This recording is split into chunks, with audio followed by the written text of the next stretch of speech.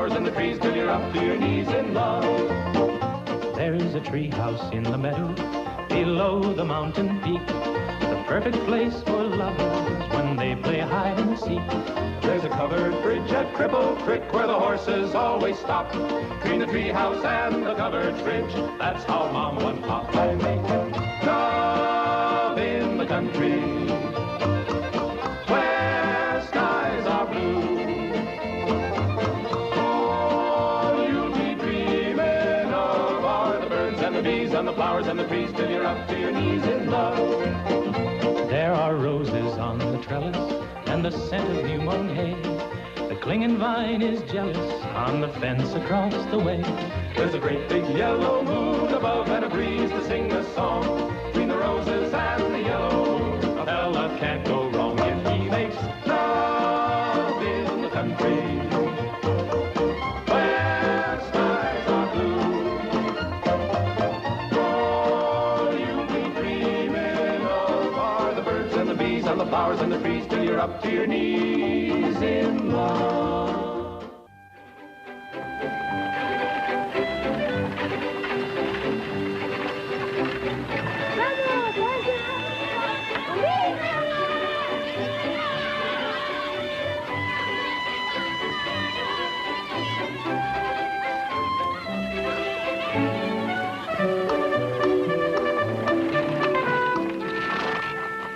Lord to goodness, not again.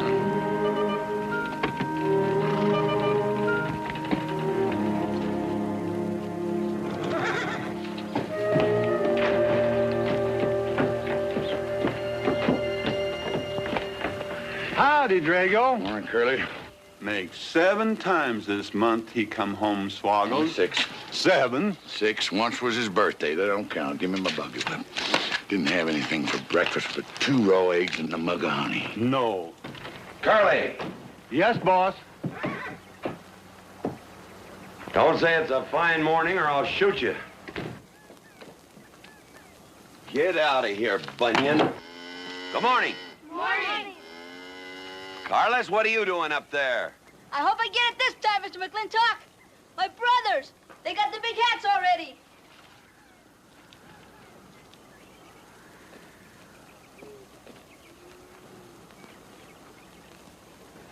All right, let them have at it.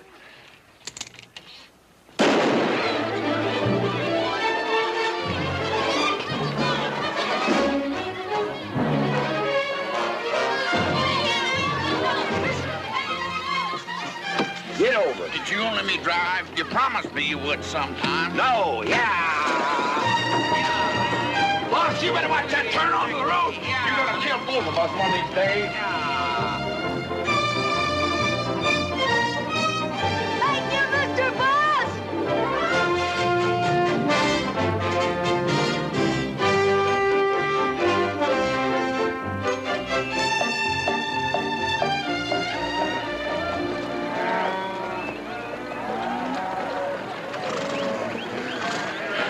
You got cattle in the back, boss.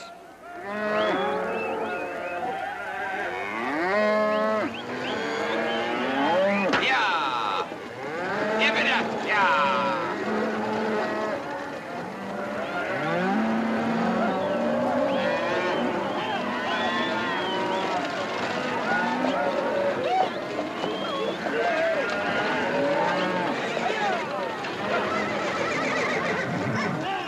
Keep 'em going. 15 cents a pound all the way to Kansas City. Yeah. Yeah.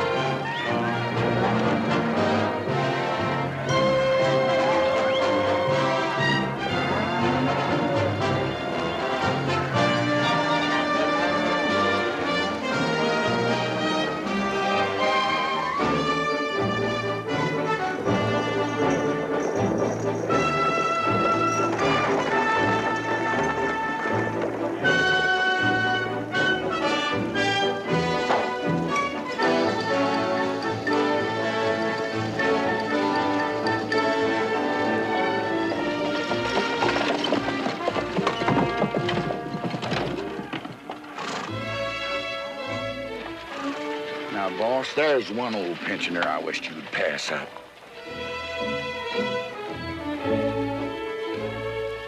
Bunny. Yeah.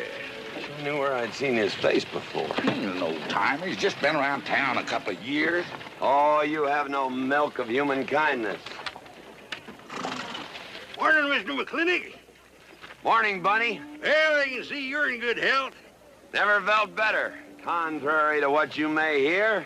Me, my kidneys ain't what they used to be, and my liver's been leaving me bilious. Drago?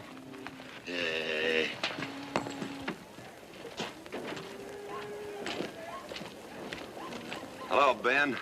Dave McLintock. Drago, throw that in the buggy. Yes, sir. The scrubby bunch of Sooners, huh? They are at that. That ought to make Douglas happy, lining his pockets with land fees. What are we gonna do? I don't know what you're gonna do, Ben. Me, I do nothing. 200 families. Quarter of beef a week per family. They last 2 years. That can be a sizable number. I got 20 head to 1 of any other brand on the Mesa Verde. I'm not hollering. Some of us haven't got all the money in the world. Some of us ain't old and tired and feel like being put upon. You interest me, young Ben. Go on. So the first time I find one of our hides wearing our brand hung on one of them settlers' fences, I aim to kill me a plowboy. You do what you want, McLintock. We'll do what we want.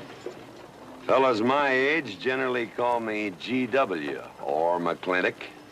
Youngsters call me Mr. McLintock. All right, Mr. McLintock. Not because I'm afraid of you. You're the big he-stud of this country. And I reckon a fella my age should call you Mister. Full grown now, GW. He's a half owner of the spread. I made him a full partner the day the doc gave me the long face. Well, you want him to vote the first time this territory becomes a state, don't you? Of course I do. These settlers get burned out, there'll be a lot of hollering that this country's too wild to be a state. And we'll go on being a territory some more, with a lot of political appointees running it according to what they learned in some college where they think that cows are something you milk, Indians are something in front of a cigar store. I'm looking to you to hold young Ben down. I'll do what I can. Come on over to the house once in a while. We'll rack up a few hands of stud. GW, that'll be just fine.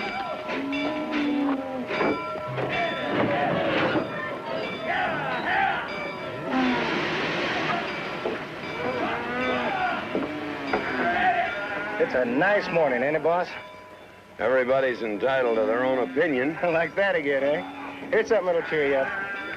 About 1,000 head. I figure they'll bring about 1,250. They're not as fat as I'd like to ship. They all off the North Range? Yes, sir. Settlers. Every one of them with a plow and a Bible. Not the slightest idea what the range is for. Drago! Drag out that hog leg. Yes, sir. Give me some attention. Yeah! People, people, people, people.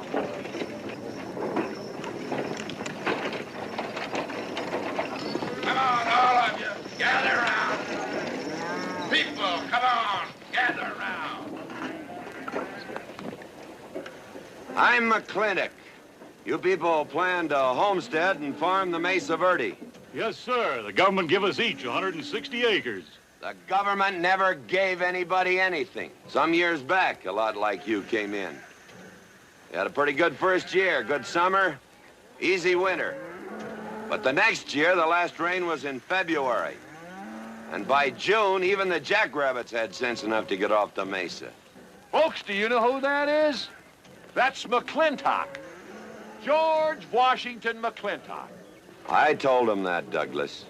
He controls the water rights on 200 square miles of range. You know that lumber you got? It came from his land. Cut by his loggers and milled in his mills. Douglas, I come close to killing you a couple of times when we were younger. Saddens me I didn't. Can you imagine a man who owns all that? Oh, and mines, too. I forgot to mention them. All that. And he's begrudging poor people a measly 160 acres. That right, Mr. McLintock? You begrudge us a little free land? There's no such thing as free land. You make these homesteads go, you'll have earned every acre of it. But you just can't make them go on the Mesa Verde. God made that country for buffalo. Serves pretty well for cattle. But it hates the plow. And even the government should know that you can't farm 6,000 feet above sea level. Any trouble, Mr. McLintock? No trouble, Jeff.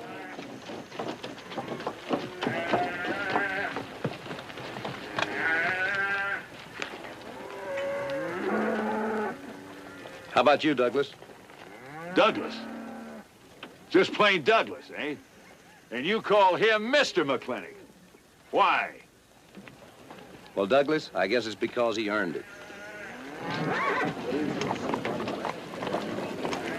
Mr. McLintock? Yeah? I'm a good hand with cattle, Mr. McLintock. I'd like a job. Well, you look strong enough. You come in with those Sooners?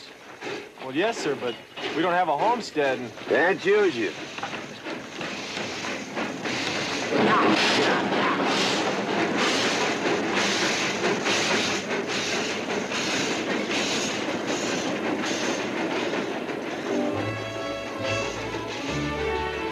Tough life, ain't it, Sonny?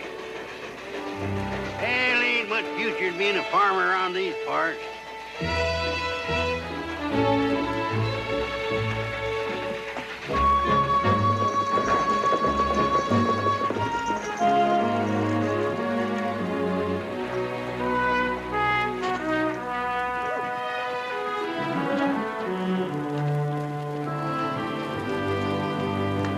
Ladies, this is the finest Chantilly lace available anywhere.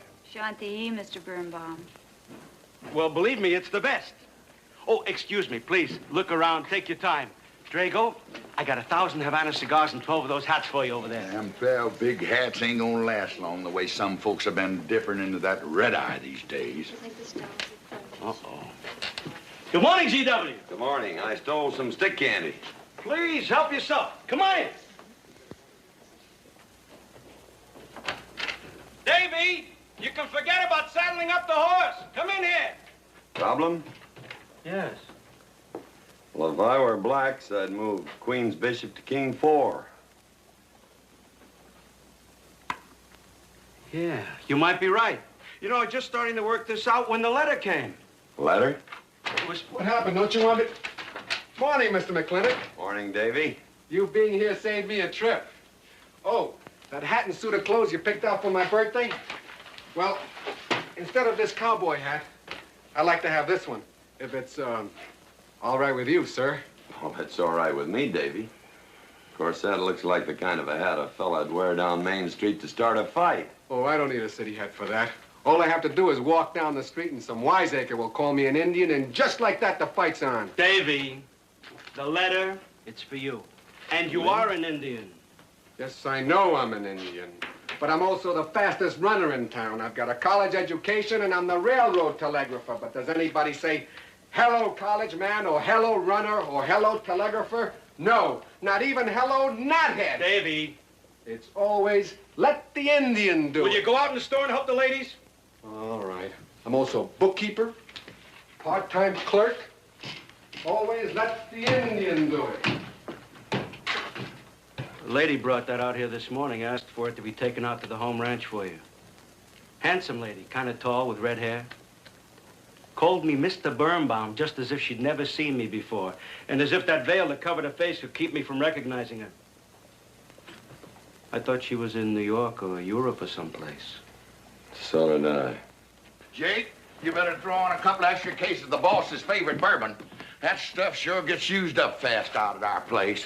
Which reminds me, you better start tapering off. Katherine's in town. Katie?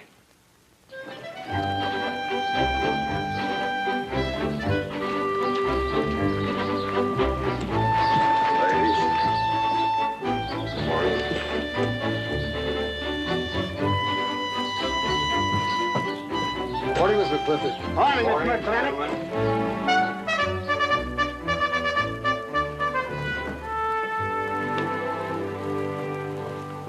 Good morning. Hello, morning, Mac, darling. Pomeroy. Morning, GW. What are you doing in here? Why aren't you out at the desk? Helping out the bartender. Yeah, I see a busy day. Give me the key to room 17. What? 17, and don't advertise it. Here they come, Mr. McLintock.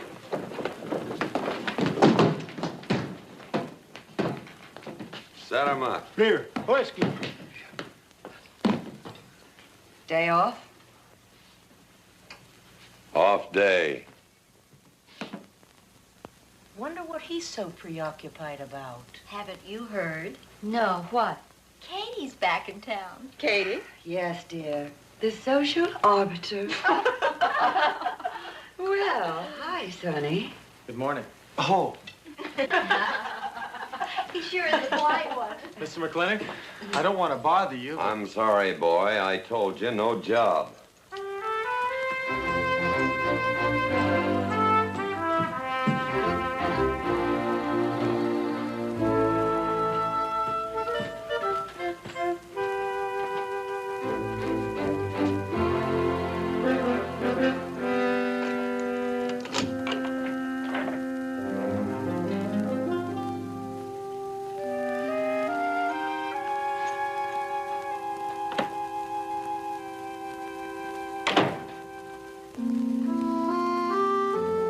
Katherine? George Washington McLintock.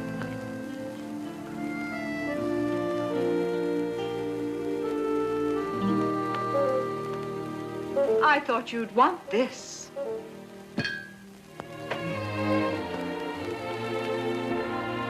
First dig of the spur. But who am I to upset your plans? But you feel kind of silly. I never feel silly. It's because you have no sense of humor. Why couldn't we sit down in the hotel dining room and talk about whatever it is you want to talk about? Or why couldn't you just come over to the house? And have everybody know that we're meeting. Everybody knows, and what's the difference? We're married.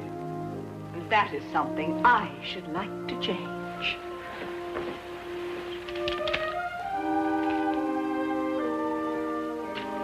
You know the answer, Katie.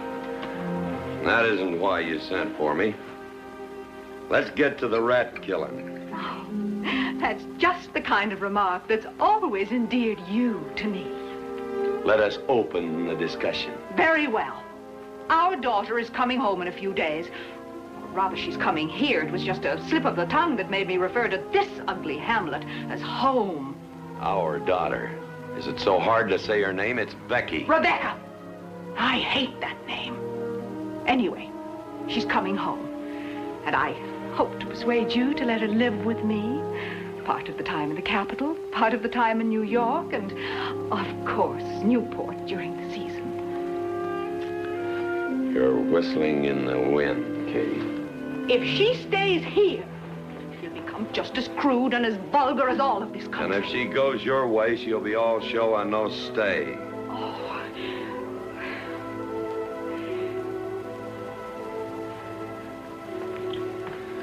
No go, Kate. I hate you. Oh, how I hate you. Half the people in the world are women. Why does it have to be you that stirs me? Animal. That's the story. I saw your picture in the paper at the governor's ball. You were dancing with the governor. But at least he's a gentleman. I doubt that. You have to be a man first before you're a gentleman. He misses on both counts.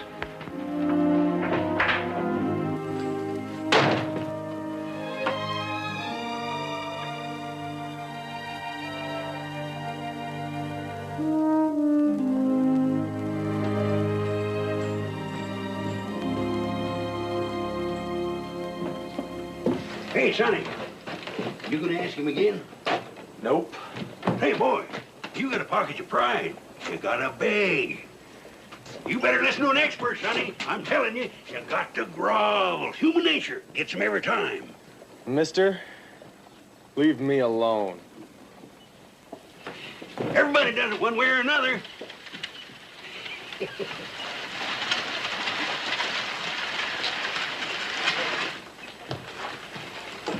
About that job, Mr. McLintock. I already told you, son, I've got no need for farmers or use for them. Just 1 minute, Mr. McLintock. My father died last month. That's how come we lost our homestead. I've got a mother and a little sister to feed. I need that job badly.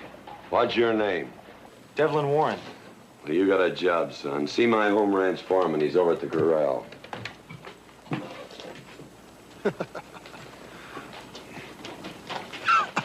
Step down off of that carriage, mister.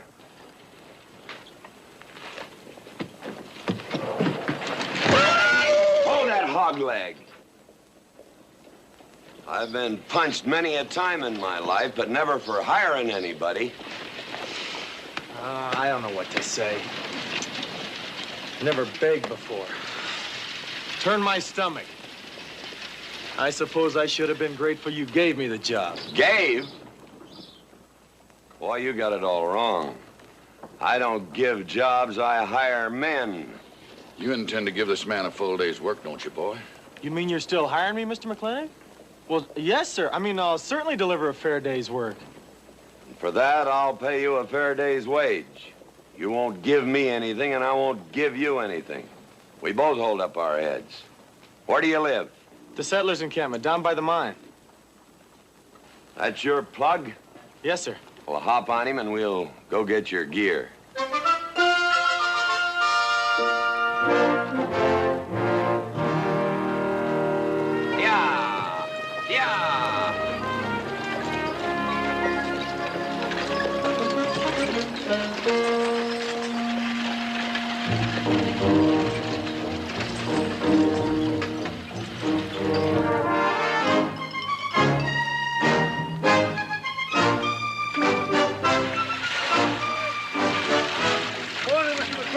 Morning, Mr. Poor Boy.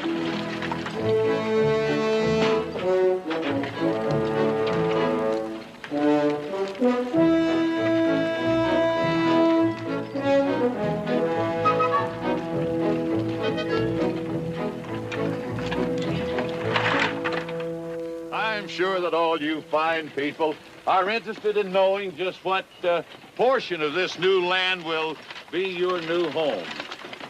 Oh, Jones and McAllister, since you've been more or less the leaders of our group, I'd like to have you come up and check the exact location.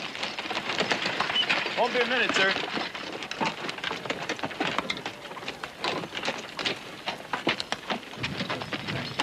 Go after that boy and give him $30. Tell him McLintock pays these riders a month in advance. From the looks of things, they could sure use it, too. Oh, Mom? It's Mr. Drago. More. Well, and what do we owe this visit from the cattle baron? I've got a touch of hangover, bureaucrat. Don't push me. Go home, McLaglen!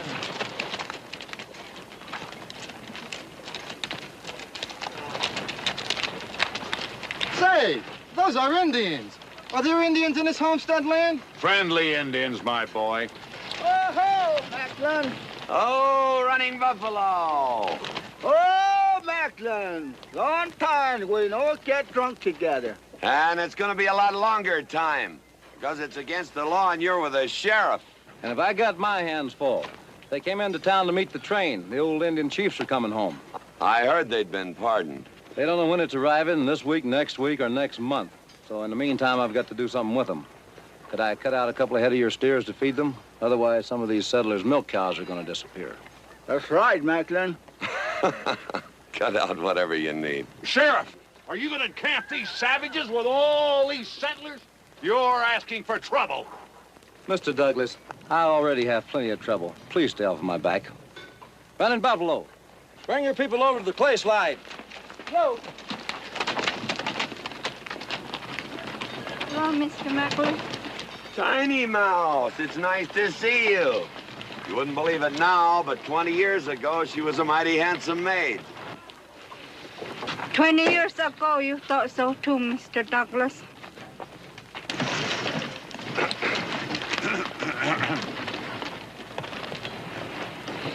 It was just like this. I had a dead beat on old running buffalo, and my sharp .50 caliber misfired. That's back in that trouble in the 40s. Remember? I remember. Hey, you want to tell you something come directly from heaven? No.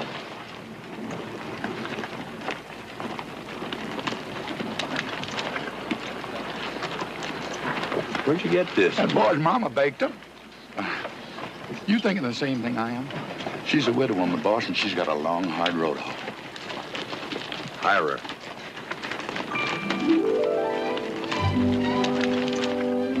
I always said you had a heap of sense. Mr. McLintock, this is my mother.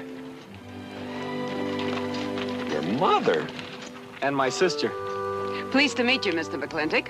Ma'am, this here's my boss, and he has few choice words to say about your biscuits. Yes, Mr. McLintock? Well, they're great.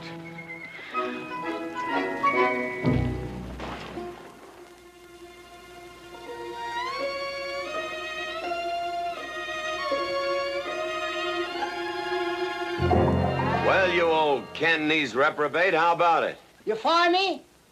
I kill myself. I'm not talking about firing you, I'm retiring you. You've been rustling food for us for 30 years. We're gonna put you out to pasture. All you'll have to do is give advice. Be one of the family. I kill myself. I may save you the trouble. But, Ching, you kill yourself, I'll cut off your pigtail, and you ain't never gonna get to heaven. I'll be one of our family. I give you my solemn word. Pretty clumsy family. Drink too much. Get in fight. Yell all the time. Cut off his pigtail. All right, I'll be one of our family. Giúp lấy đó. Phải là giúp lấy đó. Giúp lấy đó, hai. Cảm ơn. This is such a big house, it'll take me a while to get used to things. Now, please don't hesitate to tell me if anything is wrong. No bird's nest soup. Otherwise, just fine. Everything went nicely. Finally, fine. Ma'am? Best apple pie I ever had. Curly's right, ma'am. Hated to leave that last bite. Shall we celebrate with a drink? Carlos, come in and help me with the dishes. Alice, you want to help too? Yes, Jacob. All right, pitch in. Now, I'll wash and you kids can dry. Is that good here?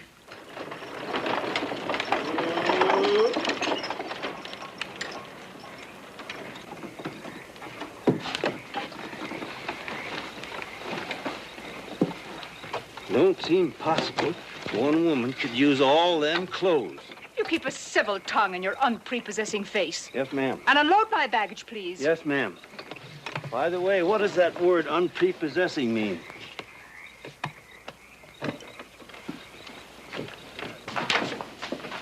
Mrs. McLintock. Oh, hello, Carlos. Run and help the driver with my luggage. I couldn't trust anyone else in this house to do anything correctly. Luggage? Give him a hand, Curly. Yes, boss. Mr. McLintock? Are you moving back in? Yes, but nothing has changed except my place of residence. And I'd be willing to put up with savages rather than be denied the company of my daughter. And I'm proving that by moving in here. Mr. McLintock, since it's my first day, would you excuse me if I, Go ahead. Oh, Katherine, this is Dev Warren. He joined the outfit today. Please, ma'am. Thank you. Well, how refreshing. A polite young man here. Where did he come from? He's a farmer. A farmer? Well, I'll be doggone. Kate, welcome home. What on earth are you doing in that idiotic-looking outfit? And don't you dare call me Kate. That's my butling suit. I'm butling for the boss.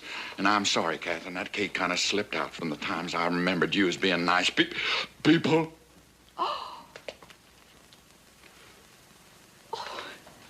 Are you going to stand there with that stupid look on your face while the hired help insults your wife? He's just ignorant. He doesn't know any better than to tell the truth. And I can't help this stupid look. I started acquiring it as you gained in social prominence. Mrs. McLintock, where do you want I should... What? Put him in the master bedroom. Yes. but move Mr. McLintock's things into another room. Oh, the one back of the stairs would be best so that he can't wake up the entire household when he comes home every night. Just before daybreak. Yes, ma'am. Oh, excuse me. Here's your cigars, Mr. McLintock. I am Mrs. McLintock. Kate, Catherine, this is the cook. This is the lady does the cooking for us. Mrs. Warren, Mrs. McLintock. How do you do? Very pleased to meet you, Mrs. McLintock. Very pleased. Likewise. You see, I just came to work here today, and I guess I jumped to the conclusion that this was a bachelor's household. It is, and then again it isn't. I will explain so everything will be quite clear, Mrs. Wallace. Mrs. Warren. Mrs. Warren, it has been a bachelor's household for quite some time. And it will be again just as soon as I am out of here, which will be as quickly as I can make arrangements to take my daughter back east with me. You see, she's coming home from school in a few days, and then we'll be off together, and you can return to conducting yourself as you consider proper in a bachelor's household. Katie! Shut up! Until then, I am mistress in this house, and I will give the orders. I want my breakfast served in bed. Let her. Ain't you gonna say nothing, boss? Breakfast in bed. No. 1 poached egg, tea, toast. Oh, GW. As soon as my things are put away, I want to talk to you about Rebecca. Yes, Mrs. McLintock. Indeed, Mrs. McLintock. Of course, Mrs. McLintock. The toast, lightly browned and unbuttered. Of course, ma'am. Wait a minute now, boss. Where you think you're going? I just remembered I got a date. But she said she wanted to have a talk with you. I heard.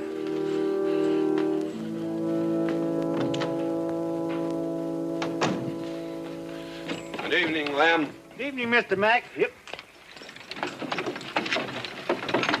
Say, Mr. Mac, what does unprepossessing mean? I was called that once, Lem. Looked it up in the dictionary. It's best you don't know what it means. Uh-huh. Thank you. You're up.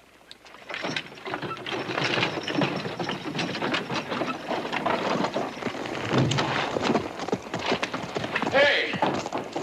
What am I going to tell her when she asks where you went? When in doubt, tell the truth. She wouldn't expect that from you anyway. Where's Mr. McLintock going? There he goes, burning his last bridge. You see a yellow streak about a foot wide running up down his backbone. Well, Mr. McLintock? He ain't afraid of nothing. I once thought that.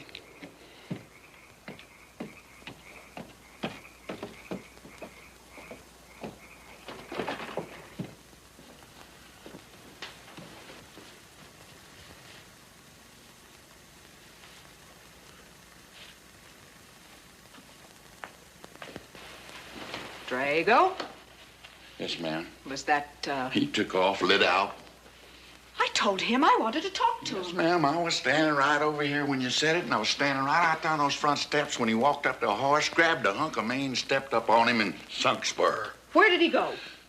Last time I saw him, he's going east. But you know him, he's liable to go north, south, or west. Get me a carriage. Yes, ma'am, but But what? maybe you shouldn't follow him into maybe where he's going into. What does that mean? I don't know, but I wish I hadn't said it. Just get the carriage. Yes, ma'am. What happened? Get the Bruce. Baruch? Hitch it up. She wants to go to town. But Mr. McLintock never said anything to me about it. Look, young fella, I'm the ramrod around this place, and you better start giving me a yes, sir. You're gonna get the roof of this house pulled down on your head. Yes, sir.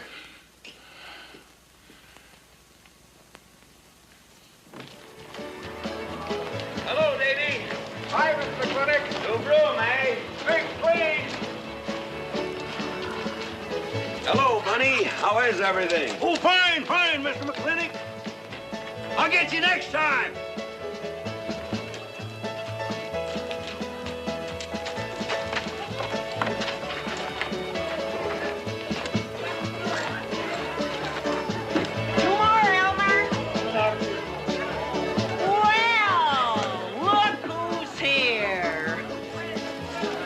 be, Mac. Same as usual? Ladies. Evening, GW. Jake? Wrong move. What? Chess problem. Queen's in danger.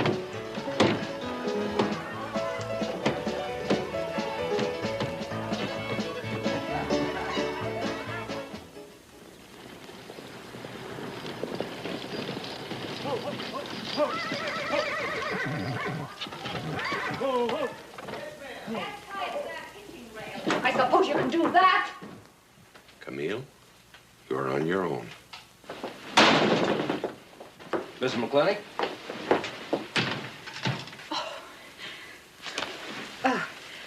I'm Camille. Camille Reedbottom.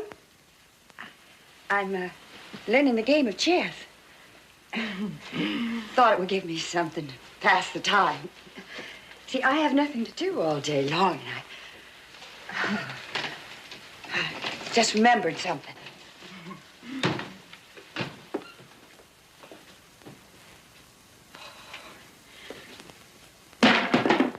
Katherine, I didn't hear you come in. Mr. McLintock, I told you that I wanted to talk to you. Not now. Could I get your glass of sherry, Katherine? Oh, thank you, Mr. Birnbaum. I could use one. I came into town behind a runaway team. Drago never could handle horses. It was that young man whose mother pretends to be your cook. Katherine, your wine. Oh, thank you, Mr. Birnbaum.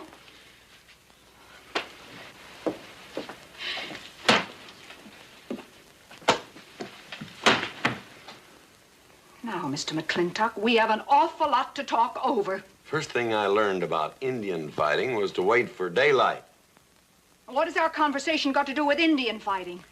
Indian fighting is good experience for our kind of conversations. Oh. It'll wait, Katherine. Evening, Sheriff. Mr. McLintock, we had quite a ride out here. Oh, I finally got that team settled down. It's your move. No, it's your move. I just castled. Now, look here.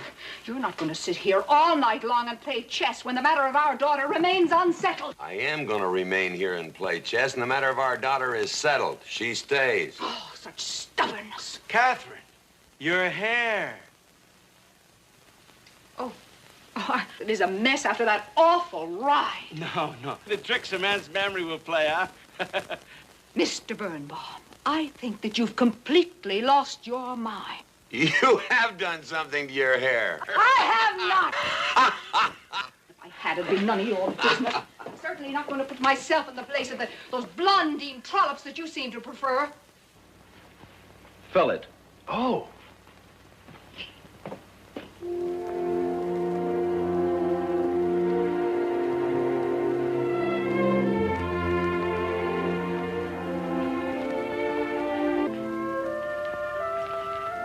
Still at it all night? Well, McLintock never quits. But a Birnbaum has to. Besides, the game is over. You got me. Oh, no, Mr. Birnbaum. You still got a good game. Oh, you play chess? Yeah. Please, take over.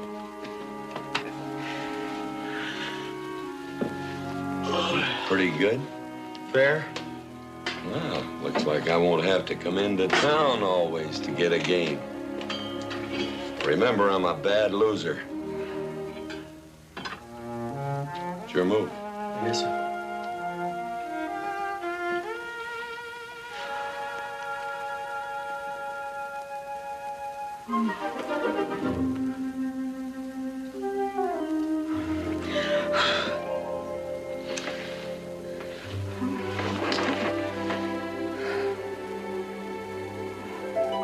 Good morning.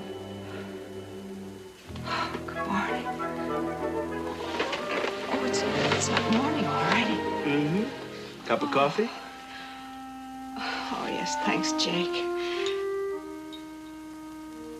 You're welcome, Katherine. Got any cream? Canned cow's milk. That'll do. Good old condensed milk. That reminds me. I was cleaning out my desk the other day. I found something I wanted to return to you.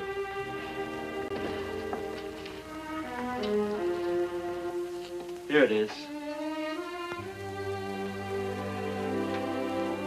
From the President of the United States of America to First Sergeant Michael Patrick Gilhooly, for bravery above and beyond the call of duty.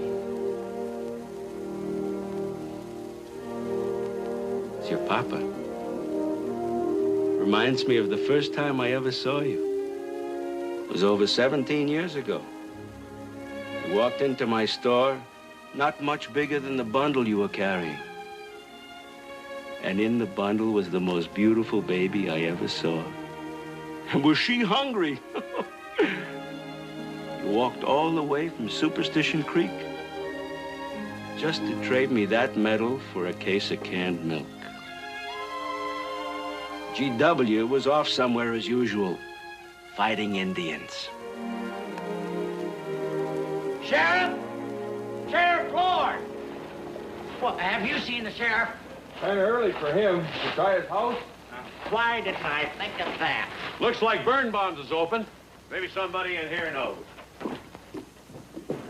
So there you are, Sheriff. I told you you were headed for trouble.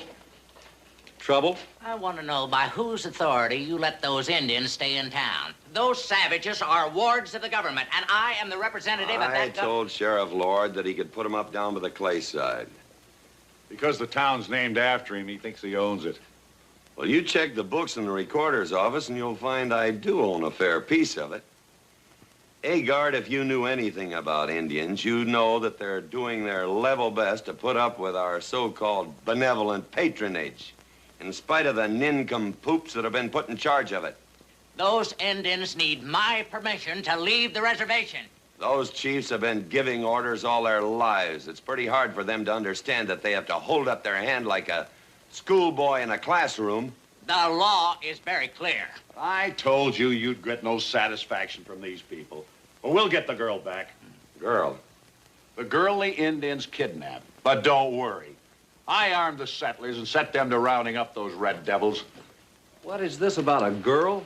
Millie Jones, one of the settlers' daughters. The Indians kidnapped her. That's ridiculous. And you turn loose a lot of farmers with shotguns? I certainly did. You're insane. Let's go, Sheriff. Mr. Douglas, Oh, Miss McLintock. much as I hate to agree with GW about anything, you haven't changed a bit. You're still an hysterical fool.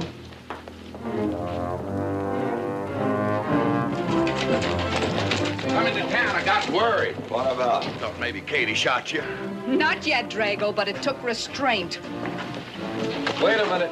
You better take Agard along. Not that he'll be much help. Drago, have him on the horse.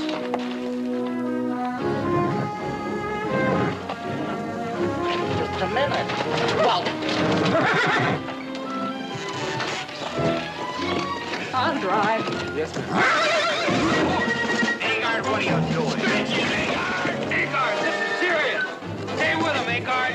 Stay with him. Agar, will you stop showing off and getting this buggy? Mercy. Mercy. That horse is a little green.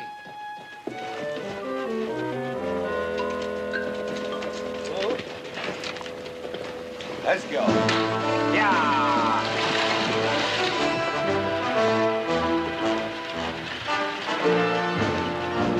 Just where do you think you're going? Don't use that range, boss. Tone of voice with me.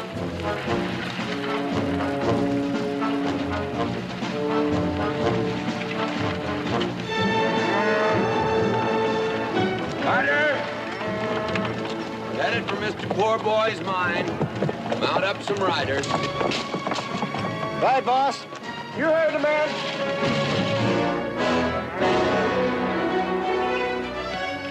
I don't like it, Mr. McLintock. I don't like it one bit.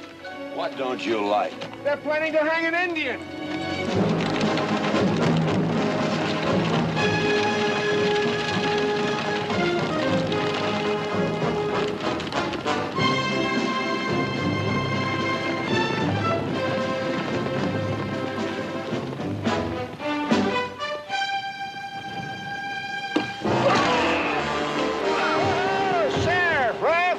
Where's the whiskey? Hold that. Not so fast, Mr. Boss of the whole country. Unless you want to wear a big hole in your middle. How long is GW going to let that cheat-chalker push him around? That cheat-chalker has a sawed-off shotgun. How do you know she didn't wander off someplace or meet some fella or something? What are you saying? That I didn't raise my girl right? That she'd wander off all night with some man? There's a lot of things I'm not saying to you, mister. Well, you got a sawed-off shotgun in my middle. But how do you know this Indian had anything to do with it? She's gone, ain't she? She's gone. Pa! Pa! I'm over here! Pa! Been looking for me, Pa? Where you been, gal? Young Ben took me for a sunrise ride, and the horse wandered away. You come down over there. But, Pa! She's telling the truth, Mr. McLintock. We wasn't doing nothing. Well, that's not important right now. The important thing is that you don't draw that hog leg, or this will be worse than Dodge City on Saturday night. You get on, back to the wagon. I'll tend to you later. Now for this young whippersnapper. Now, no harm has been done. And young Ben here is one of the nicest boys in the territory, so just put down that shotgun and I'll let's teach forget him to fool with Mike. Now, we'll all calm down. Boss, he's just a little excited. I know. I'm going to use good judgment. I haven't lost my temper in 40 years. But, Pilgrim, you caused a lot of trouble this morning. Might have got somebody killed. And somebody ought to belt you in the mouth. But I won't. I won't. The hell I won't.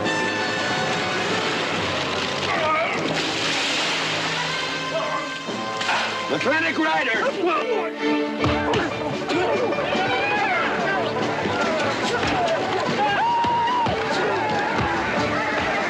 Aha!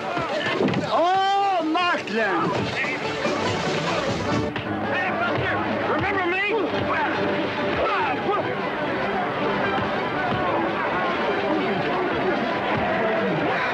Hello, sir. Nice party.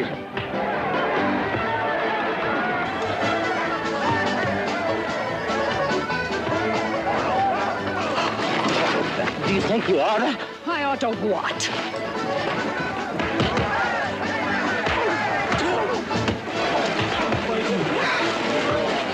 Why, you...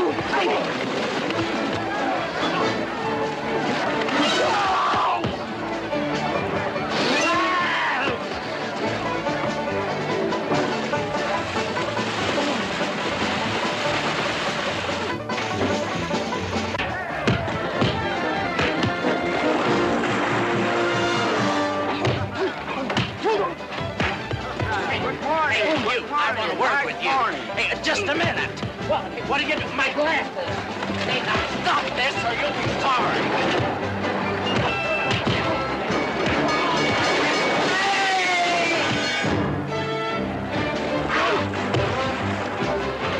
Stay out of this, Jake. It's everybody's war.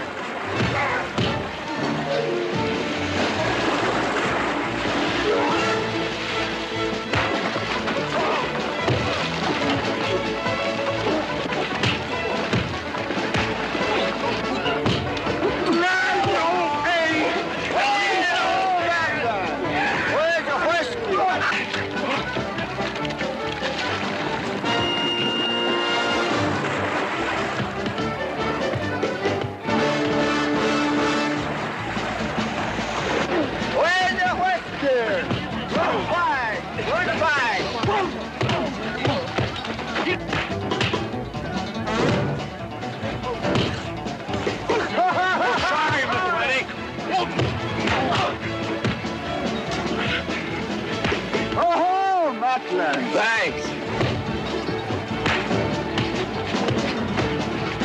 Aha! Very funny. Yeah, very funny.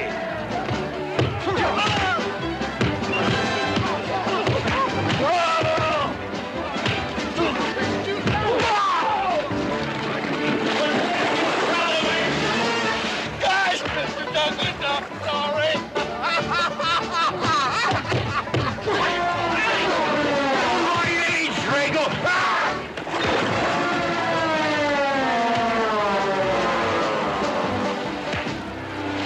Hey!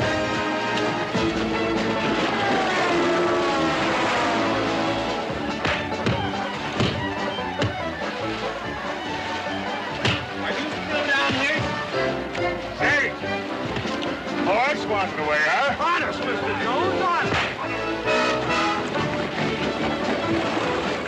Oh, get out of my way. Nice left. Thanks. And I went to college. For this, you don't need college. You're not getting me down there.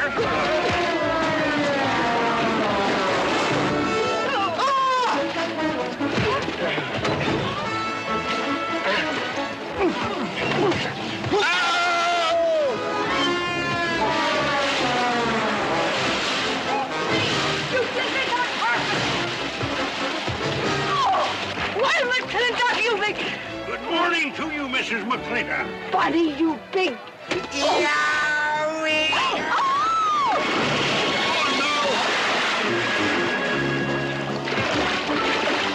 G.W. McLintock, you big bacon clumsy. Well, it's pretty hard to control yourself.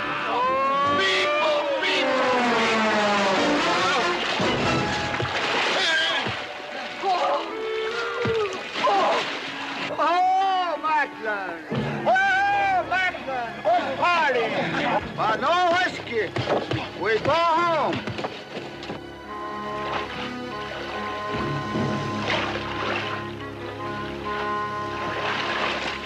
You and your friends. Well, we at least saved your hat. Oh.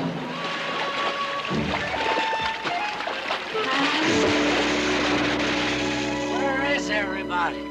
Oh, for heaven's sakes.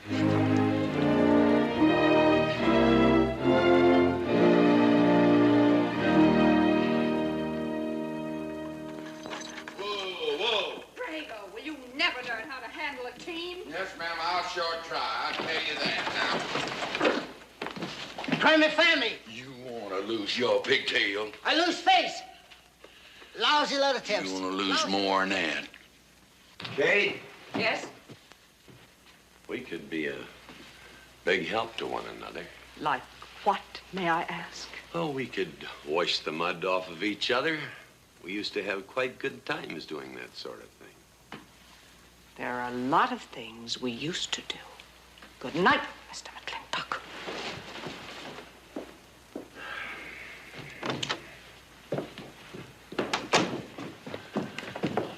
Any luck? What are you talking about? I mean, divorce. She still want it? Yeah. You know something? Women are funny. She fought like a wildcat on your side out there this afternoon. Come home, she slams the door in your face. That divorce business, is that what you get when you pay a woman not to live with you? That's about it. Some women I've known it'd be worth it. You know, if we had any moral character, we wouldn't be standing here covered with mud drinking when we should be washing. G.W. Drago.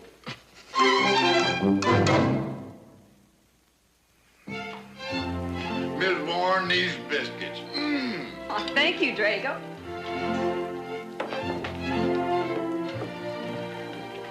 Good morning, Mrs. Warren. Good morning, Mr. McLintock.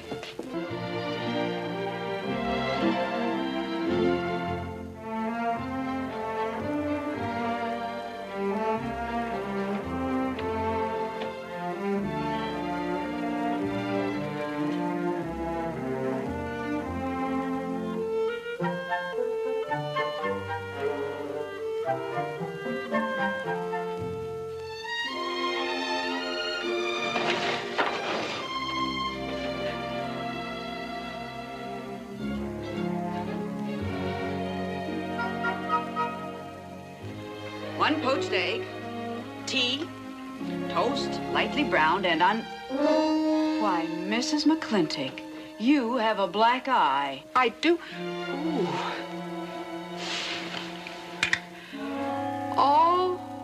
Oh, and Becky's coming home today. And that's not all.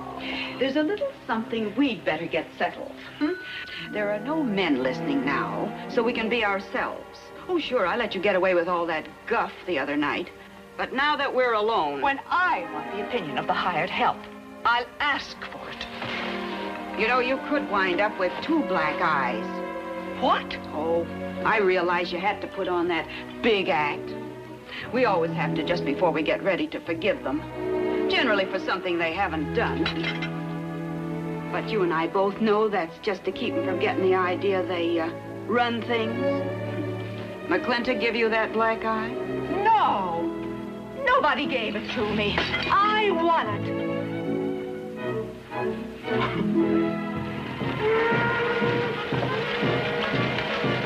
Morning, Davy. Morning, Mrs. Beach. Mr. Beach.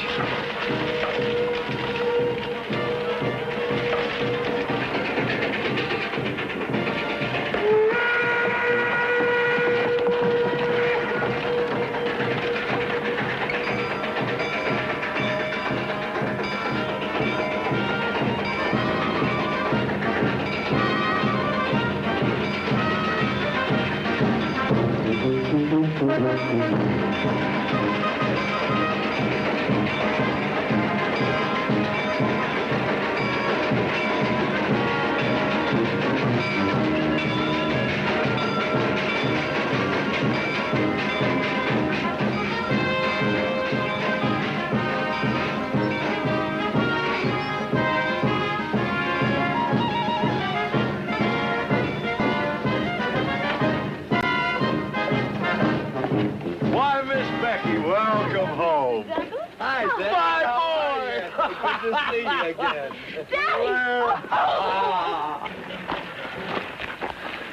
It's been 2 long years. I guess I'm gonna have to stop calling you Tomboy. Oh, Becky. Mama! Oh, darling. I wasn't sure you'd be. Oh, I've been here a few days. And, oh, Becky, I've bought you 3 of the most beautiful dresses. Uncle Drago! Oh! Did you bring your old uncle a coming home present? Sure did. What is it?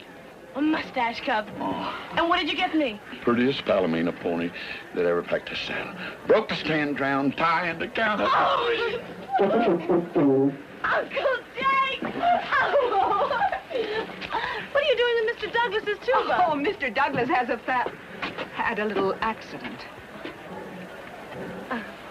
I brought you a whole shipment of licorice sticks. But now that I've seen how much you've grown, I think we better exchange them for a couple of bolts of dress goods, huh?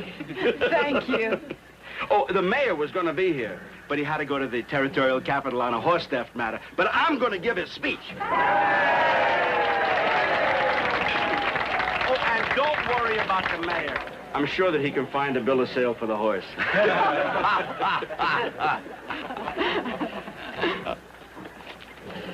Ladies and gentlemen, we are here to welcome the fairest... What am I doing? We are here to welcome back the prettiest girl that was ever born in McLintock or in any part of the territory.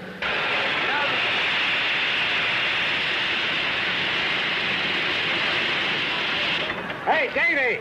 Yeah? Got something for you. Yardmaster up at the junction told me to let him ride, so I locked him in here. I've had my scalp a long time, and I aim to keep it.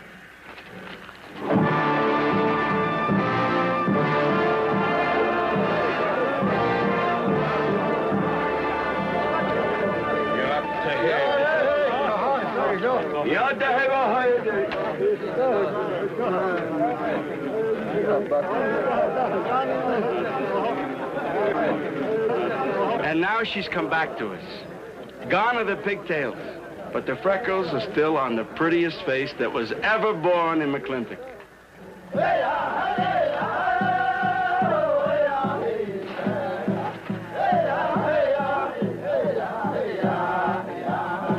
Hey, that's Puma. And it's true. The government did turn them loose. Good old Puma. I'll never forget when he brought G.W. home. Your father had a hole in his chest and 104 fever. Of course, they weren't very mannerly about it. He came past the house at a high lope and threw him on the doorstep.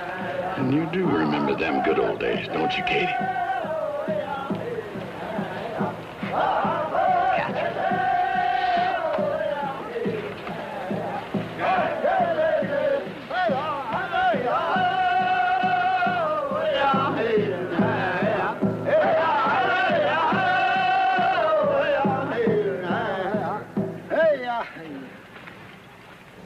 Yatahe, my friends. Yatahe. Puma, honored enemy. Does big McLintock forget? Also blood brother. No, I'll never forget that. All wound. Does it hurt still? I feel it when it comes on to rain. Inch higher and I wouldn't have had to worry. Our big McLintock, that was remembered fight. We return with news. Our people have more trouble. You see, I learned good English now, big McLintock. Learned in white man's jail. But we would have you talk our cause at government hearing. I understand that Governor Humphreys is going to preside at that meeting. Yes, Puma, I'll translate your wishes. Mr. McLintock, could I impose upon you to use your Comanche to tell these Puma chiefs... is chief of the Comanches, and he speaks English very well. Oh, well, your people will have to follow my instructions to the letter. It is the law of the land...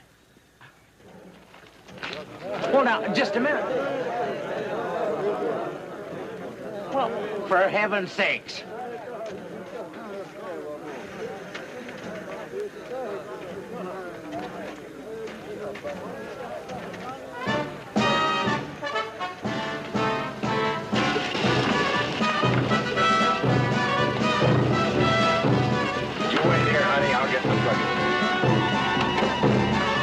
McLintock party? Surely. Will I see you there, Beth? Of course, Davy, and you can have the first name. Sis? Don't want any sister of mine talking to strangers. Davy's not a stranger. He clerks in Birnbaum. He's an Indian.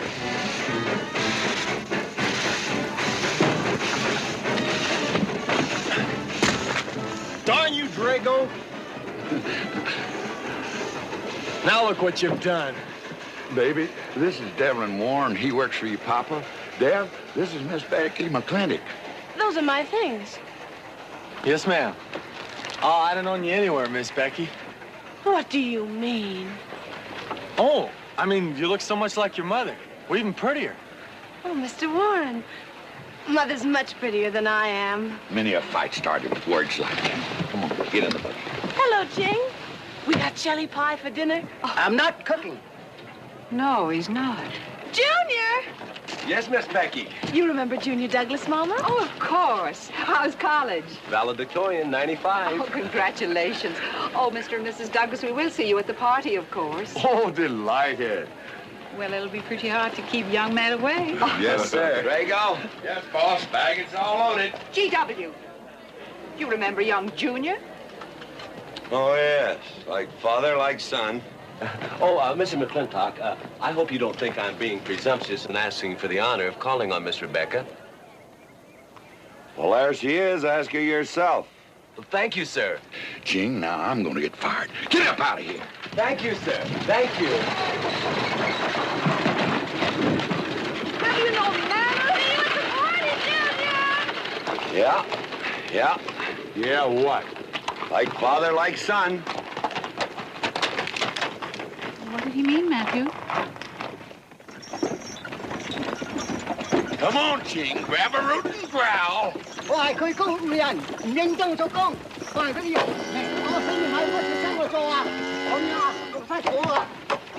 you're doing a good job, Miss McLintock. Thank you, Miss Flora. Deb, when you're finished there, go over and help Drago with the beer cakes. Yes, Mom. Deb, could you come and help me a minute?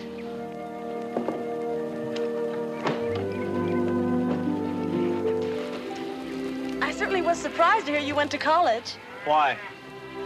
I don't know. Junior says Purdue's a good college for a backwater place like Indiana. Well, he did indeed. Oh, could you do this? I can't reach it. Why didn't you finish college? Lack of funds. My father got sick, and he had to come out west. So he took out a homestead. You know, your mom's sure cute. It's too bad you didn't inherit her eyes.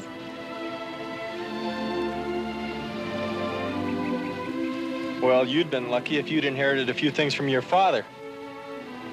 Oh, really? For instance? It was common sense, for instance. Common sense? Yeah. You don't see him being fooled by some dude like Junior Douglas. Junior's not a dude. He's nifty. This needs a woman's touch. And besides, he got a letter at college. What sport? Glee club. Very strenuous. Don't you dare hug me! Oh! I have no intention of hugging you.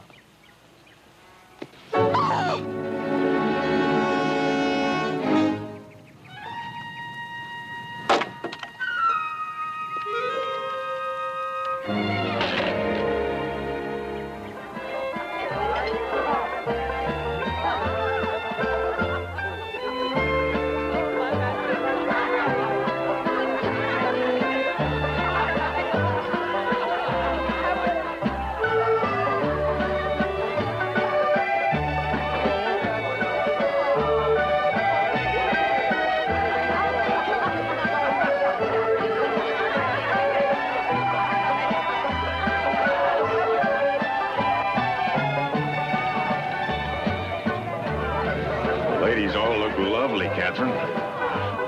You know, this is a real fine party. Oh, thank you, Ben. Of course, we had to invite everybody. Just everybody. Sorry, GW, but this one's mine. Well, thank you, Mrs. Warren. I guess I'll have to be a good host in my own home. Well, the next one's yours, Mr. McLintock. Thank you.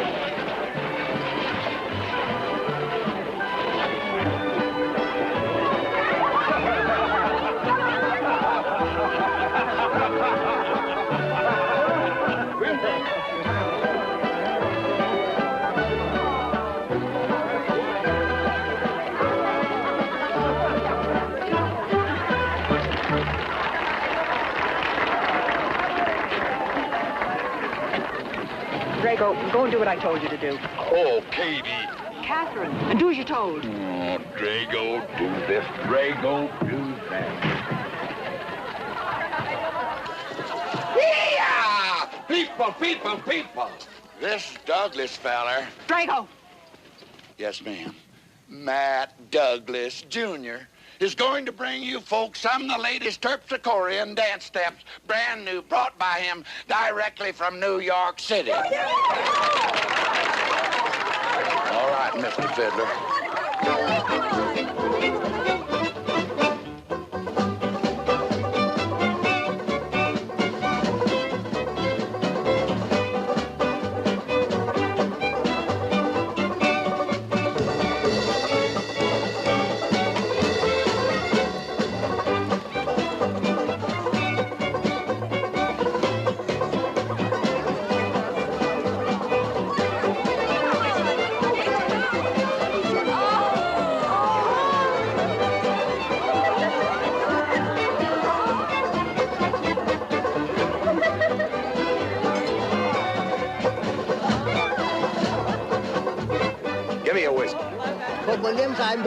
What? Just turned a 10-gallon party, boss. We're running out of whiskey. Well, I can take care of that.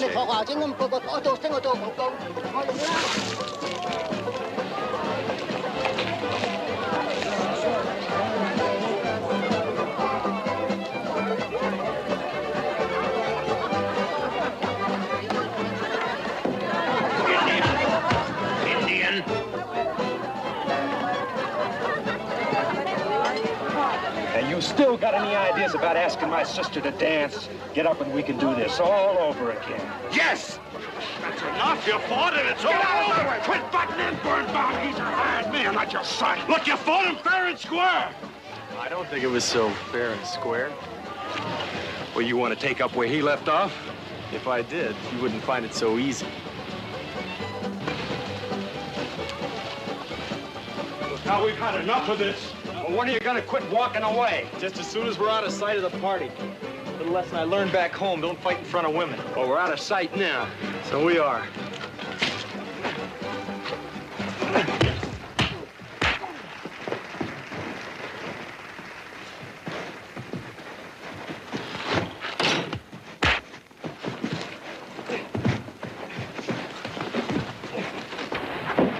Such vulgarity. Someone should do something about it. You're right. Absolutely right.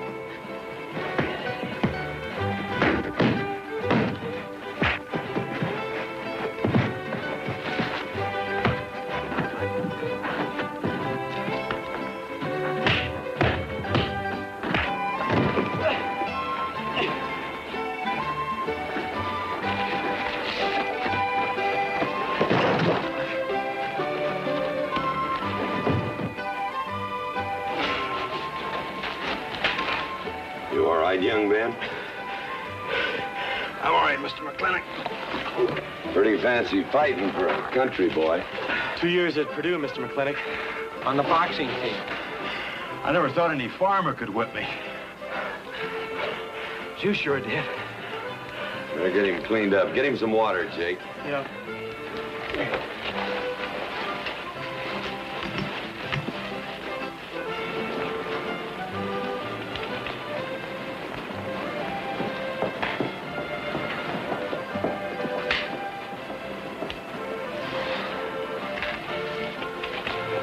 Get yourself cleaned up. Go ask that girl for a dance. Who? Oh! Did I miss one? Oh. Where is he? I'll find him, that young whippersnapper. Trouble. Where is that farmer boy? Where is he?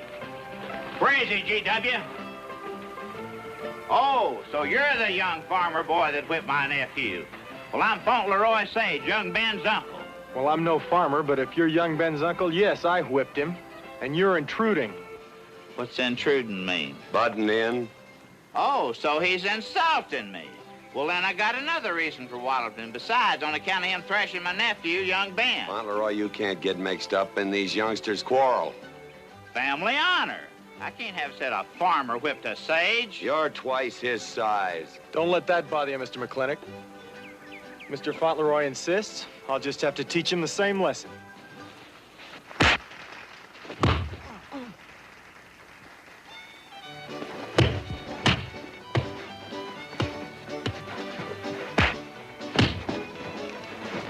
Say!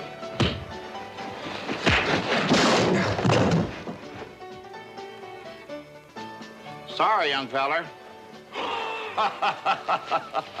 Hate to have to do that, young fella. No hard feelings. Not yet. Not yet what? I mean, that isn't all. Now, wait a minute. Fauntleroy, we're gonna make this a fair fight. Of course we are. Of course we are, G.W. There'll be none of this. I wouldn't do that, G.W. You wouldn't do... No, I wouldn't do that. And Dev, I don't want you kicking Fauntleroy in the knee.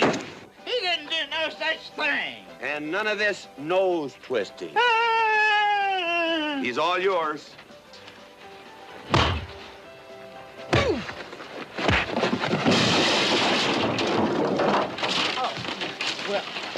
Well, where are my glasses? You all right, young feller? Ouch! I'm all right. This Indian agent will stop stepping all over me. I beg your pardon. G.W., you're just funning me. But I want you to know that boy fought me a fair fight. Well, I'm glad to hear that, Fauntleroy. Here's my uncle. Fauntleroy, what have you been doing? I hope my uncle didn't bother anybody. No bother. I think we'd better join the ladies before they get curious. Drago. Fauntleroy, let's line them all up for a do-si-do. Jake, you think tincture of arnica would help? Could be. Used to help you. Gentlemen, to the medicine cabinet.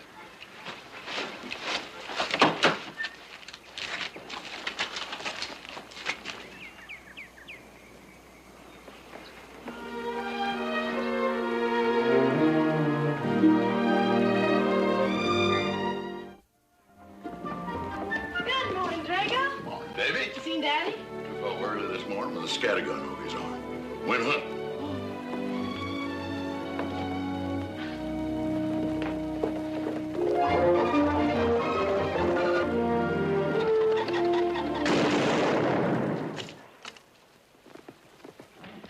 Morning, Daddy.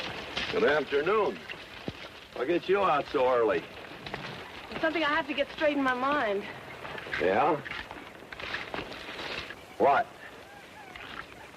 Mama?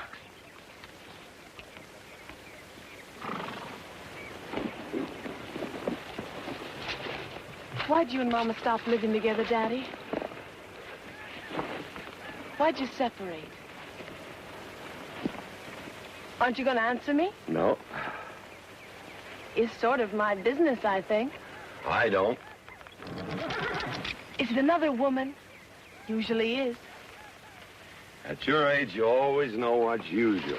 Is it Mrs. Warren? Becky, I don't want to start laying the law down your first day back home. But I'll have no more such talk. First time I ever saw Mrs. Warren was last week. She has a job here at which she's very good. And I hope you'll have the good manners to not pry into other people's business.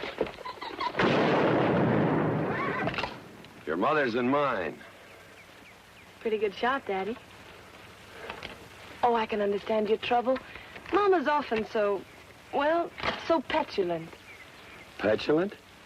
You learned a lot of words back east, Becky. Wish to God they'd have taught you some meanings. You were only about 6 months old when your mother stayed alone with you in a sod hut under 8 foot of snow, while I moved the herd 300 miles south to try and save it. Saved about half of it. You were a little more than a year old at the time of the great Comanche raids. We stood off 500 Plains Indians for 9 days. Petulant, Becky? I think you better go on home. See that Ching gets those birds.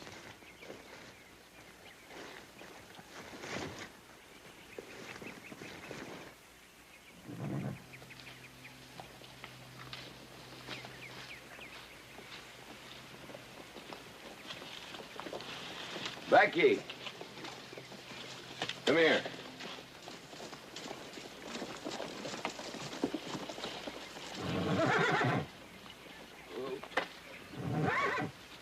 There's something I ought to tell you. I guess now's as good a time as any. You're gonna have every young buck west of the Missouri around here trying to marry you.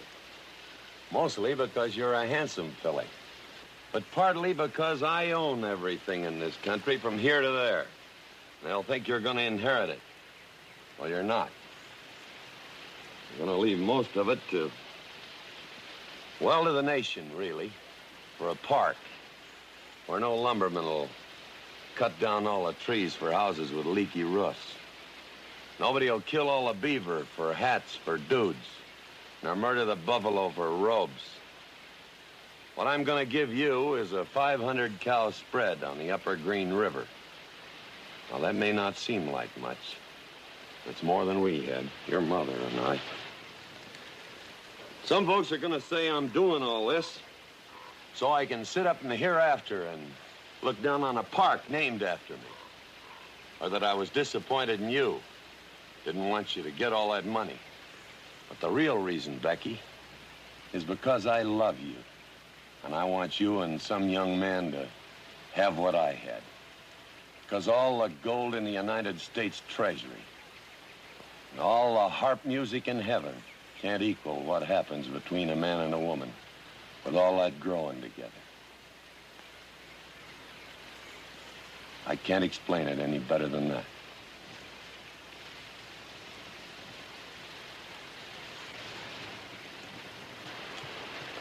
All right, Daddy.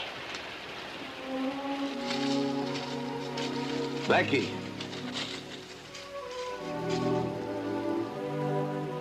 When you're as old as I am, you'll thank me for this. Daddy, I'm full grown. I wasn't worrying about me. I was thinking about you and Mama.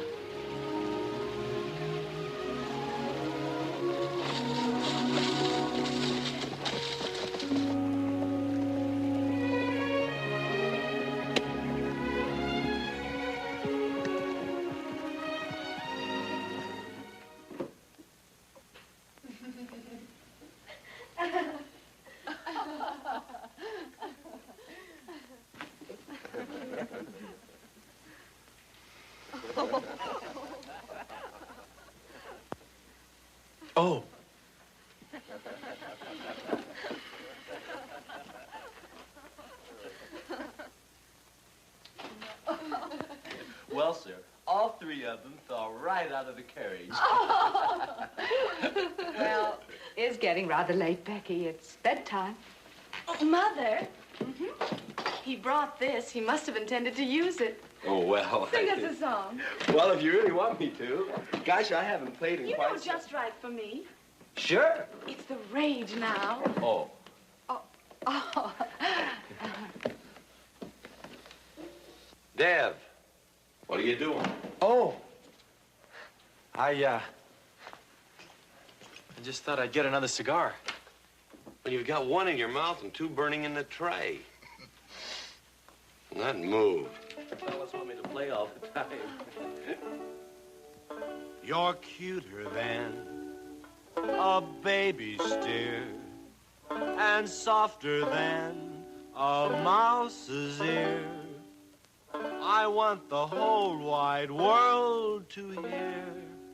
You're just right for me. You're sweeter than...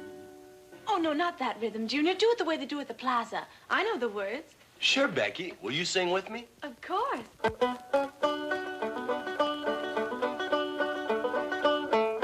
I love a man who's witty and smart and clever. It's your move. Oh. Oh, Deb, you're playing like an amateur. Let's call it an evening. I'd like to know where your mind is tonight.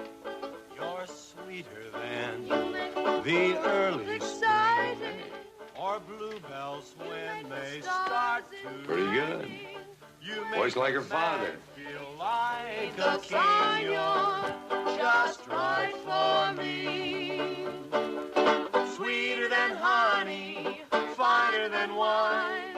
I'm sure they found you on that honeysuckle vine. I would melt in your embrace.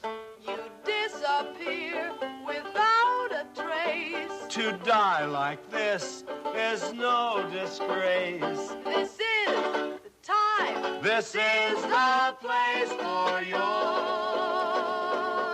Just right for me.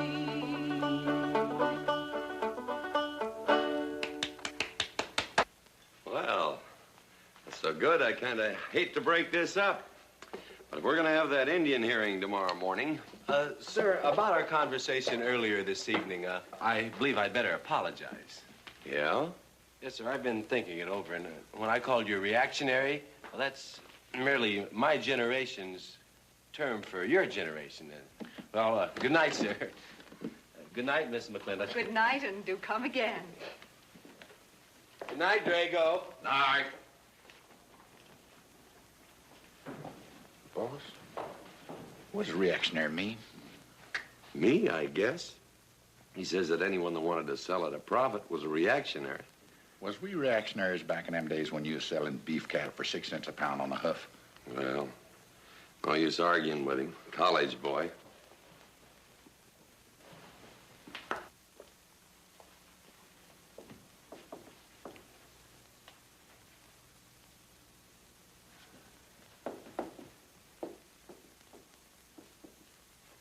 Devlin Warren, if you was my kind of man, you wouldn't let some dude walk off with the prettiest girl west of Denver without putting up some kind of fight. Does it show? Well, what can I do? I'm just one of her father's employees. I'm just a hired hand around here. Every so often, Dev, you spill the strangest ideas. Everybody works for somebody. Me, I work for everybody in these United States that steps into a butcher's shop for a T-bone steak. And you work for me. It's not much difference. Daddy, the most terrible thing just happened. Junior's horse ran away. The one he rented at the livery stable. Tied up a rented horse by the reins. He's probably back in the stall by now. I think we could get Junior something that he can ride. What I'd rather do, Daddy, is drive Junior home in our barouche. It's a lovely evening, and I'm sure Uncle Drago wouldn't mind driving. I would, and I got the kind of manners don't keep me from saying so, just to be polite. I'll drive him home, Mr. McLintock. And you don't have to come, Miss Becky. I'll see that he gets home safely. I can take care of myself. You got yourself a foot, didn't you? Dev, get the carriage. Drago? I'm going with them. Now you got me wrangling dudes.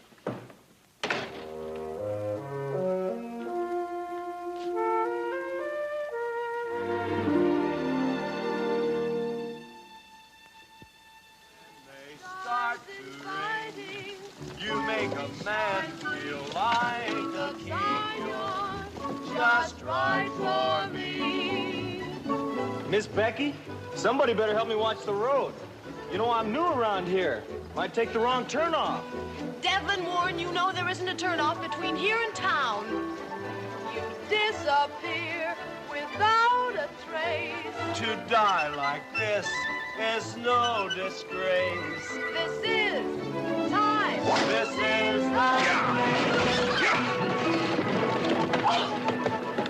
Devlin Warren, what are you trying to do? Kill us? Better have your friend drive?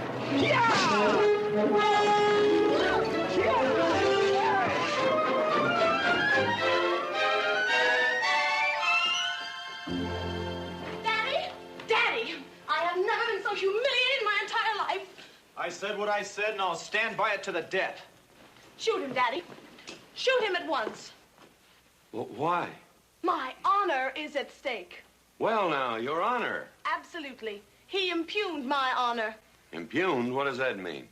Slander. He slandered my honor. He did? I said what I said, and I'll stand by it to the death. He admits it, see? Shoot him. Well, what is he admitting to? Why, he called me a...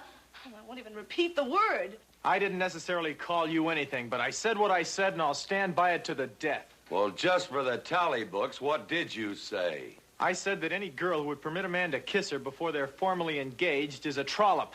He said it again. Shoot him. Now, hold on. No, don't hold on. If you're my father, if you love me, you'll shoot him. Well, I'm your father, and I sure love you. So? Oh, you shot him. You really shot him.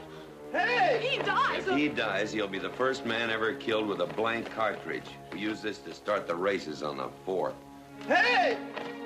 I'm on fire! Oh, you poor dear. Poor dear? You'd have had me shot in cold blood. But it didn't happen. Yelling I insulted you and all. What you need is a good spanking. Deb! Daddy! Leave me out of this. Well, I think I'll give you what you deserve. You wouldn't dare! Oh, wouldn't I? You'll think next time before you have someone shot. And this kicking and yelling isn't gonna help you. Don't! Oh, Daddy! Wait a minute! Daddy! Oh, Daddy, help me! Don't! Daddy, Lord, I hate you! Mommy! Oh, G.W., was that a shot?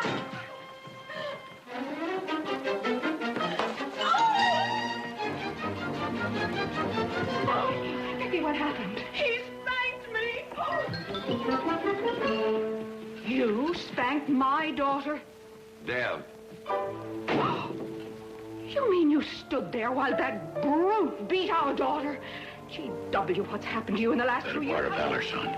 Oh, isn't it enough that you've always treated me like a squaw without subjecting dear, sweet Becky to this crude, vulgar way of Katherine, life? you women are always raising hell about one thing when it's something else you're really sore about. Oh. Don't you think it's about time you told me what put the burr under your saddle about me? I don't intend to stand here and hold a midnight conversation with an intoxicated man.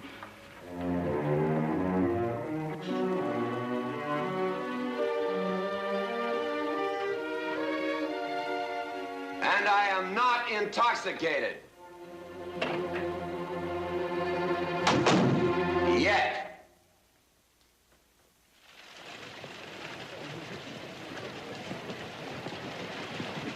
Hello, Governor! Hello, Governor!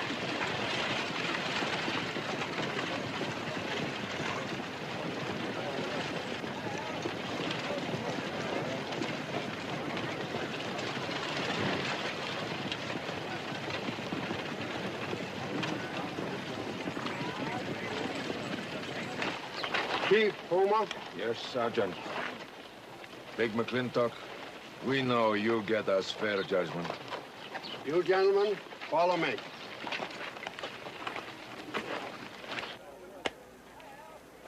Well, Jake? G.W.?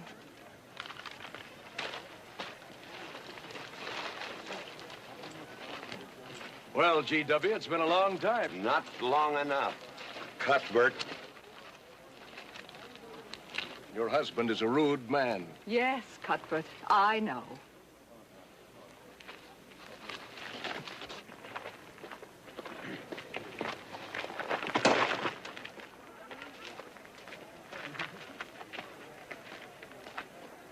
Hey, you want the Indians, Mr. McLintock? Mr. McLintock is not running this hearing.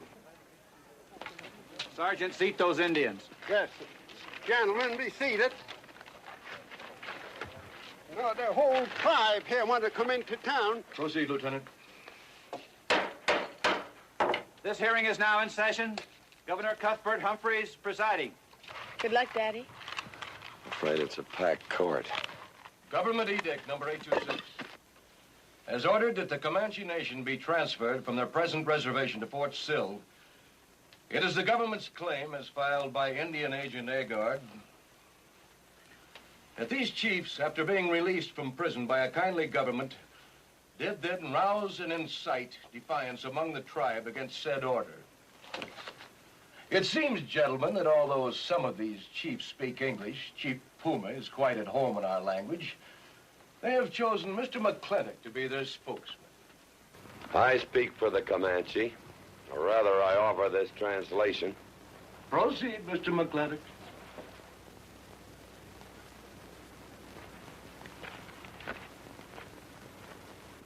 We are an old people and a proud people. When the white man first came among us, we were as many as the grass is of the prairie. Now we are few, but we are still proud. For if a man loses pride in manhood, he is nothing. You tell us now that if we will let you send us away to this place called Fort Sill, you will feed us and care for us. Let us tell you this. It is a Comanche law that no chief ever eats unless first he sees that the pots are full of meat in the lodges of the widows and orphans. It is the Comanche way of life. This that the white man calls charity is a fine thing for widows and orphans, but no warrior can accept it. For if he does, he is no longer a man, and when he is no longer a man, he is nothing, and better off dead. You say to the Comanche, you are widows and orphans. You are not men. And we, the Comanche, say we would rather be dead. It will not be a remembered fight when you kill us, because we are few now and have few weapons. But we will fight, and we will die Comanche. Thank you, Big McLintock. Am I to gather the Comanche defy the government of the United States? Yes, you may gather that the Comanche defy the United States government, or at least this commission. Gentlemen.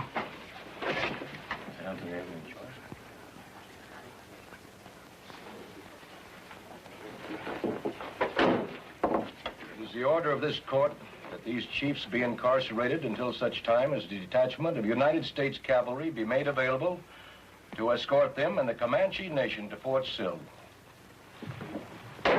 This court is adjourned. Oh, McLintock! You are important chief amongst these white people. Sway them. Have them give us few guns to make the fight worthwhile. Let us have one last remembered fight for end of Comanche. I almost wish I could arrange that, Puma. Ahalani cha. Ahalani cha. Sergeant. Yes. Good God. Carry on. Gentlemen.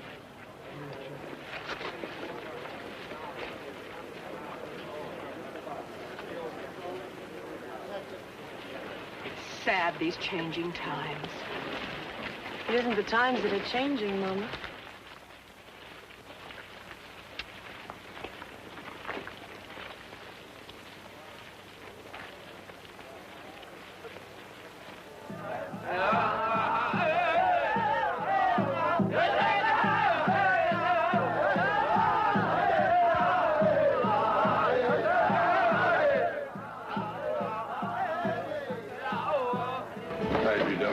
Hello, Lem.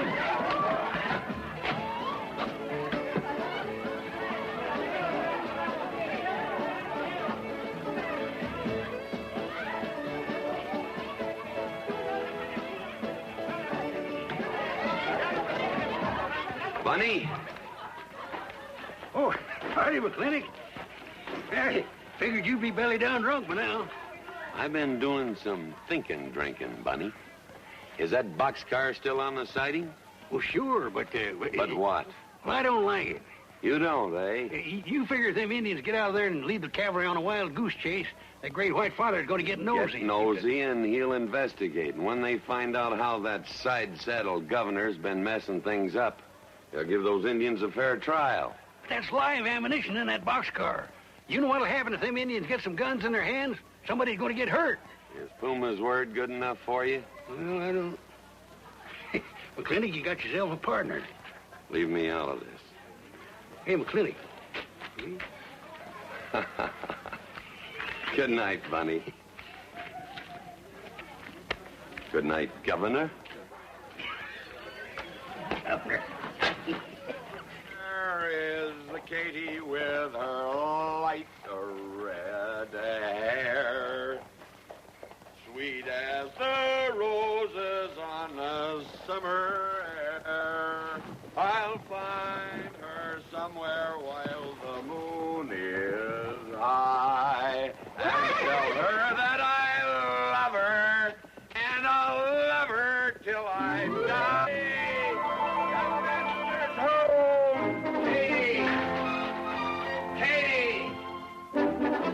Katherine, you holy McLintock, where's the woman of the house? Mr. McLintock. Oh, there you are. Mrs. Warren. Oh, good evening. I waited up for you, Mr. McLintock. Oh, how nice. I want to talk to you about something. Delighted, delighted. 309 times straight. I beg your pardon? 309 times straight without a miss. Gotta be a record. I suppose so. Now, Mr. McLintock, what I wanted to 2 say... pound Stetson, 6-inch brim, 53 feet in the air. It's gotta be a record. I'm sure it is, but the reason I waited up... Dagnammit, woman, can't you hold that glass still? Of course, sir. Now, down the hatch to my world's record. Down the hatch. Yes, sir.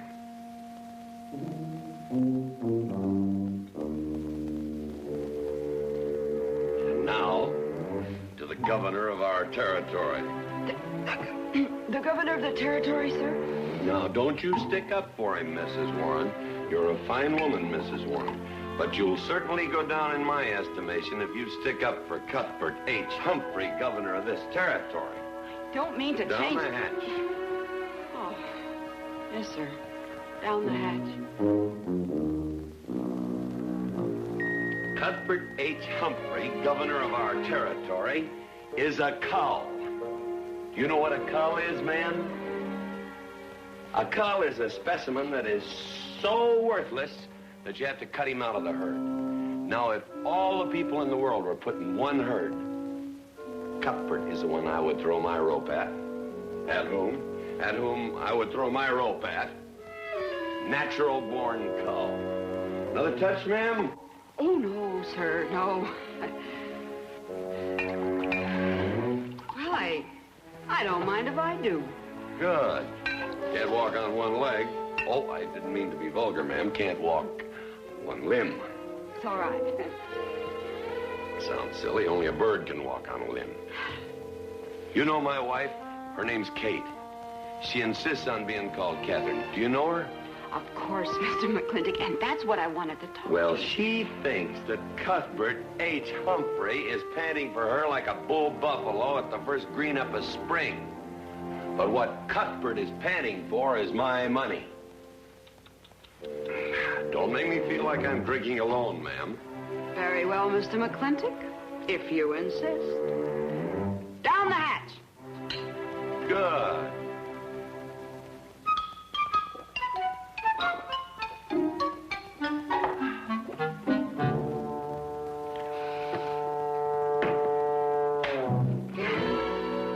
Mr. McLintock, I have something very important to say to you. Very important. Guess it'll have to wait till the morning. Toodle. Oh, it's all right. It's all right. Betty, bye-bye.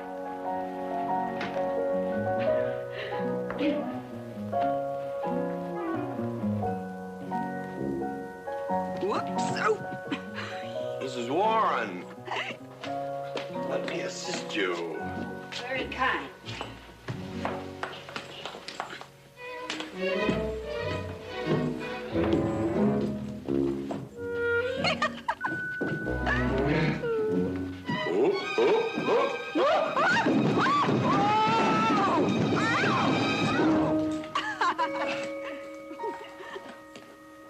Whoops.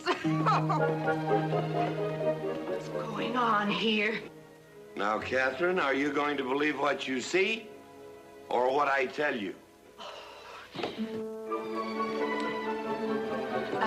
Mrs. McLintock, hope you won't misunderstand. It's the first 100 women sitting on his lap that I misunderstood. Number 101 is quite simple. Now, G.W. McLintock, I have something. He's gone to sleep. Just when I know exactly what I want to say to him, he goes to sleep. I waited up to talk to Mr. McLintock. I wanted to tell him I was quitting. You see, Sheriff Lord has asked me to marry him, and... Oh, congratulations. I don't want to seem prudish, but if you are going to marry Sheriff Lord, it seems to me that you're sitting on the wrong man's lap.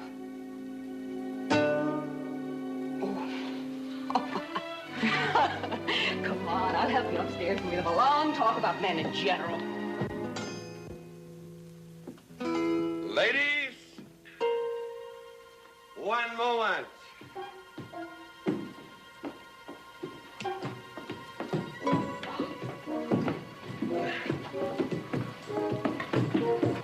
Oh! Watch out, you'll get us all killed. Oh! What?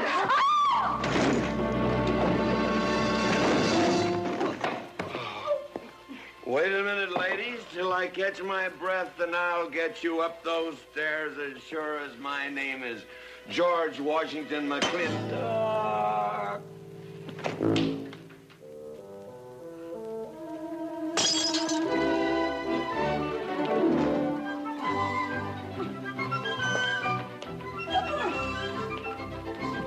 You may be quitting, Mrs. Wallace, Mrs. Ward, but not tomorrow. I want my breakfast in bed. I want to... I know, toast, lightly brown. Somebody sure put a knob on my skull. Here's Katie. Speaking. Katie, why? There Mrs. Warren was there. Oh. And there you was there. Oh. And there that whiskey bottle was there. Oh. And Katie's temper being what Katie's temper is, well, there you are. Drago, old friend. Huh? My wife does not understand me. Why, she is different than any other man. Come on, I gotta get you upstairs. Get you ready for that big celebration tomorrow.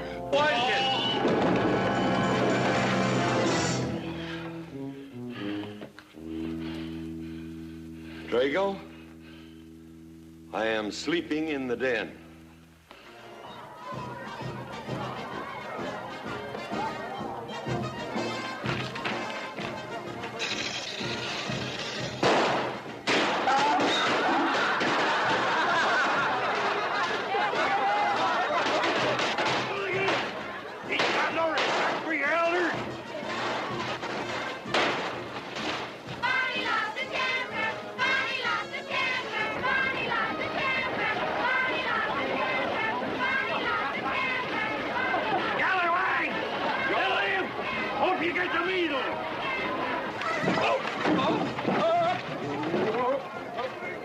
Come on, get him aboard. Is everybody ready? Man in number 5 needs a flank cinch. Get him one. Let us know when you're ready. Ladies and gentlemen, it is my honor to present to you the governor of our territory, Cuthbert H. Humphreys. Thank you, Mayor. My friends and citizens of this great territory, this is the 9th consecutive year. It has been my privilege and my pleasure to inaugurate the McLintock 4th of July celebration. Now, the first event will be the wild horse race. But before I fire this shot to start the event, I would like to say a few modest words regarding my stewardship of this great territory.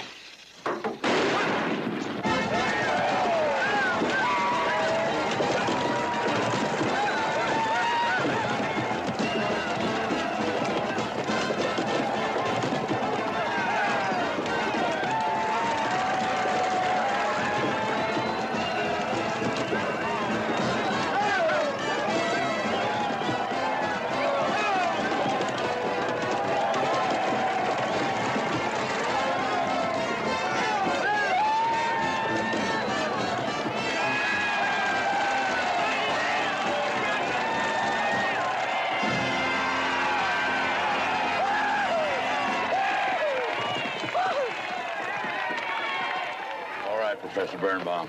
Cattleman? Sheriff, here's your horse. Come on, get them all lined up. Come here, King. Now, boys, you all know the rules. It's twice around the inside, once around the outside. First cowboy that hits that finish line without busting that egg is the winner. And I caution you boys about some of them eggs, because some of them eggs are last year's holdovers. All right, mount up.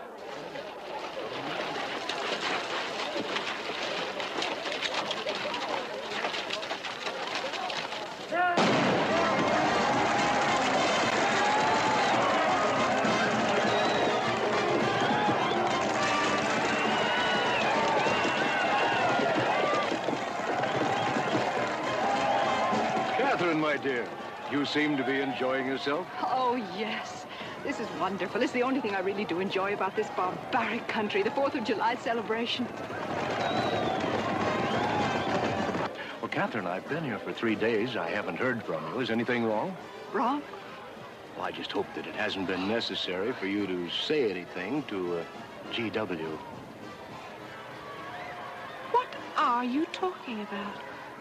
Well, Katherine, you see, I'm in a rather delicate position, being governor of the territory and all. I just hope you haven't found it necessary to say anything about... About what? About you and me.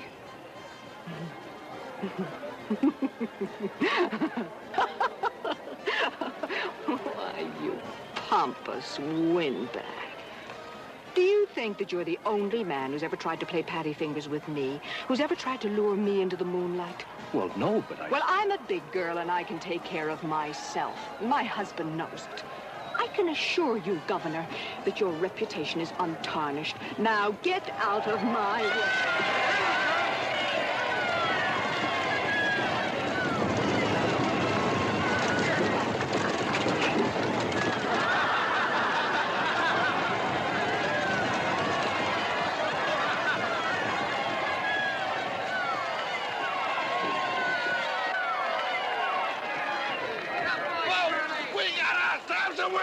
Curly Fletcher!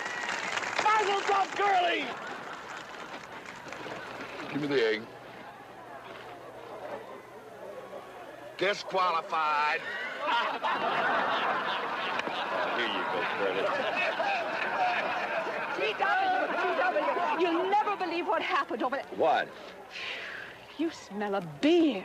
Well, naturally, I'm drinking beer. Ladies and gentlemen, the next event will be a contest between the two bronco-busting champions of our territory. Remember the year I rode in that event? Wore your garters to hold up my sleeves? We had a bet, and I won it. George Washington McLintock, you are a very crude man. Well, I guess so, but that was a rough horse, like to jarred my insides loose. But it was worth it. 3 beers.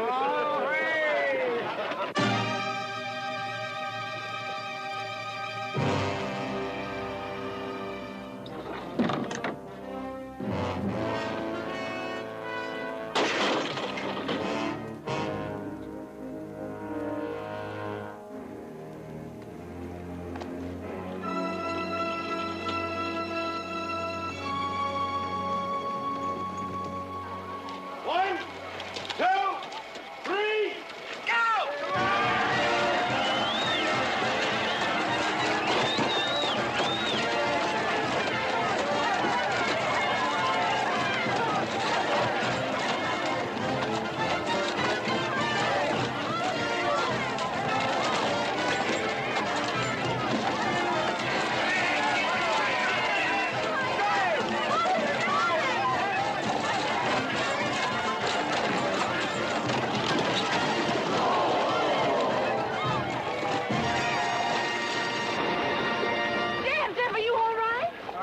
No, nothing busted but my pride. Well, that ought to even things up, farmer. For what? Well, that sore nose you gave me the other day. Well, that ain't what's sore on him.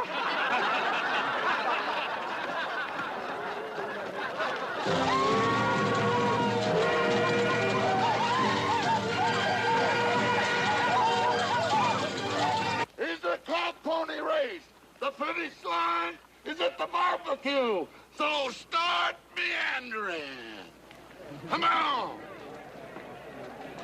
Now, what is that, false courage? Why, you know a Douglas doesn't ever use a thing like that. I want you to get on that horse, get out in front, and stay out in front. I'll be out in front, Dad.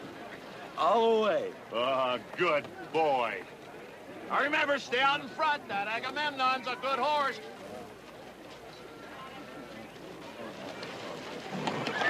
Oh, Agamemnon.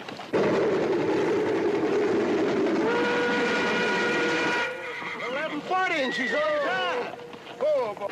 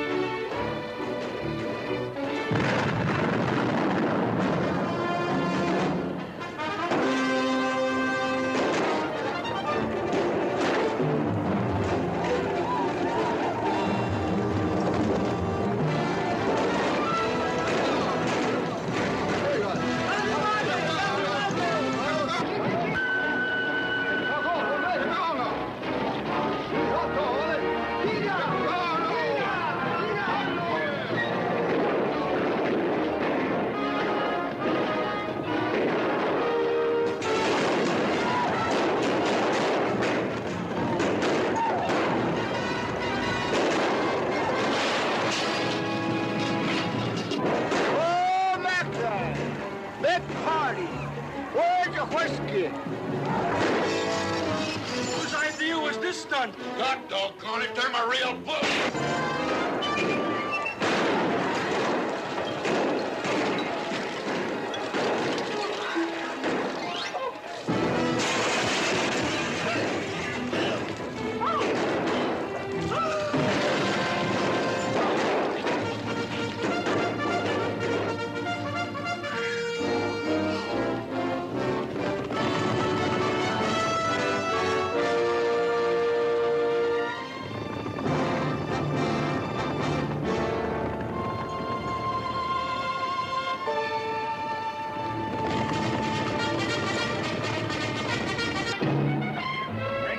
Excitement you'd want for one 4th of July, eh? Puma finally got his way, but I reckon he's riding out his last war party.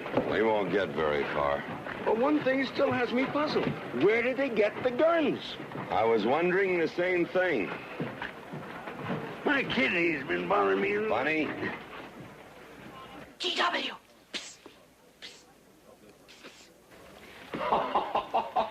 What an idiotic joke. Joke? Do you think that was a joke? Oh, shut up. You want everybody in town to see me. You look good in feathers. Oh. Dev, I think they've gone. Yeah. What are you going to do about it? What can I do? Nothing.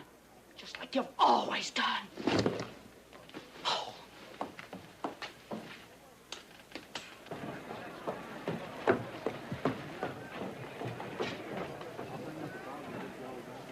How long, GW? How long what? Katherine. She's been riding herd on you for 2 years now. I'm a peaceable man.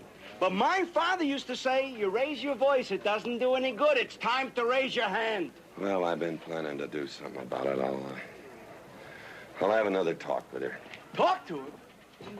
Talk to her? Talking won't do any good. Becky, have you seen your... What's been happening around here? You've got hay all over you. Been some mighty sneaky goings-on here during that raid, Mr. McLintock.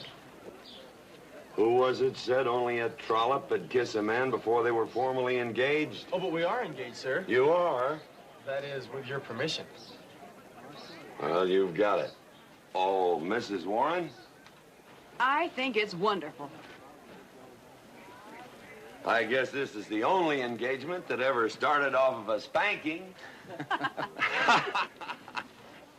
Mm-hmm. I reckon Birnbaum is right. All right.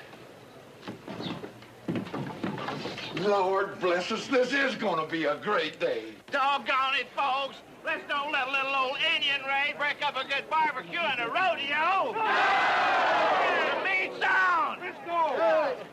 You contestants, get ready for the cow pony race.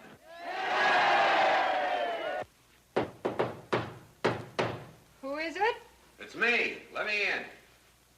Not now. Right now. Are you insane? I want to talk to you. It'll have to wait. I've taken all I'm going to take from you. You are insane. You are going to tell me why you packed up, picked up, and walked out on me. 2 years ago, you remember, you came home from Denver with lipstick all over your clothes.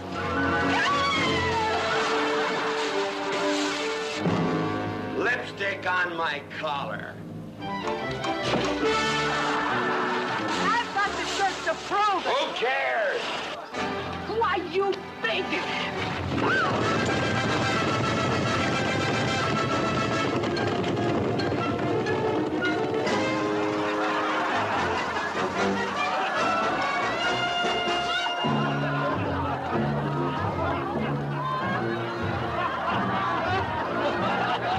Katherine!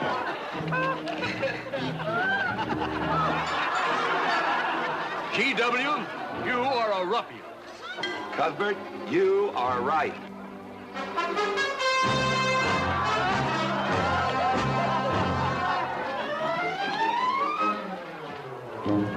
Well, what kind of a family is that? The best.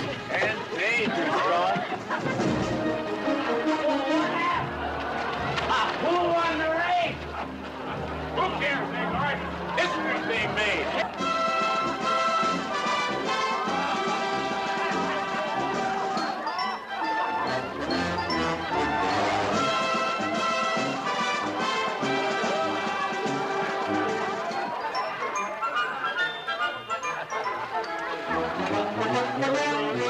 Yes, Rufus? I regret to inform you I've changed my mind about matrimony.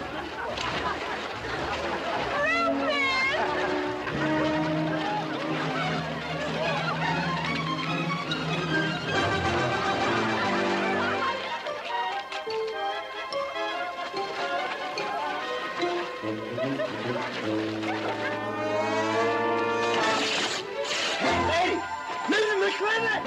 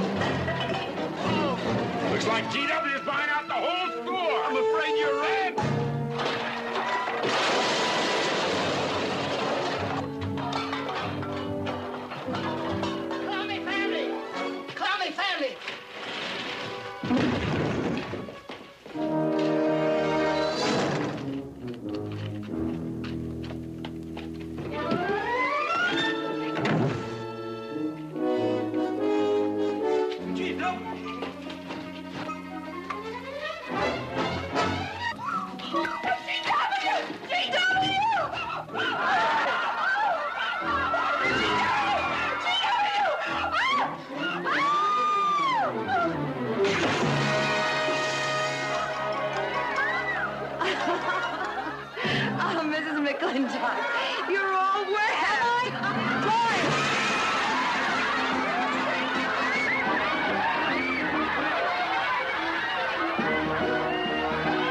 Wrong woman, T.W. Oh, pardon me.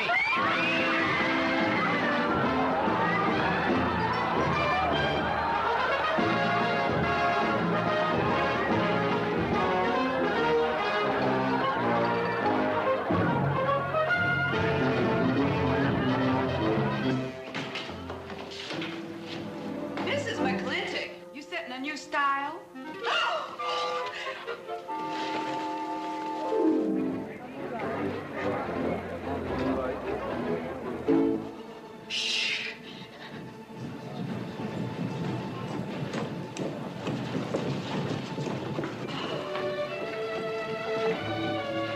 Mr. McLintock, in here!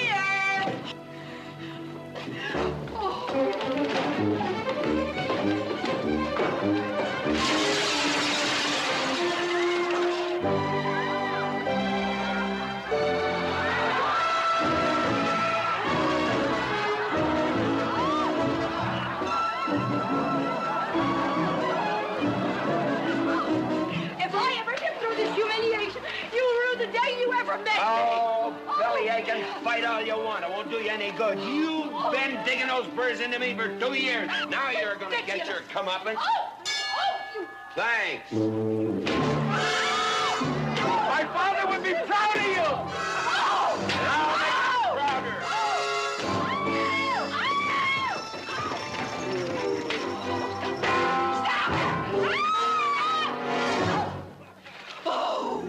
Keep it. You may need it. Now get your divorce. Home. Don't spare the horse. Home, you heard me. Don't think you're going to get rid of me that easy. Yeah.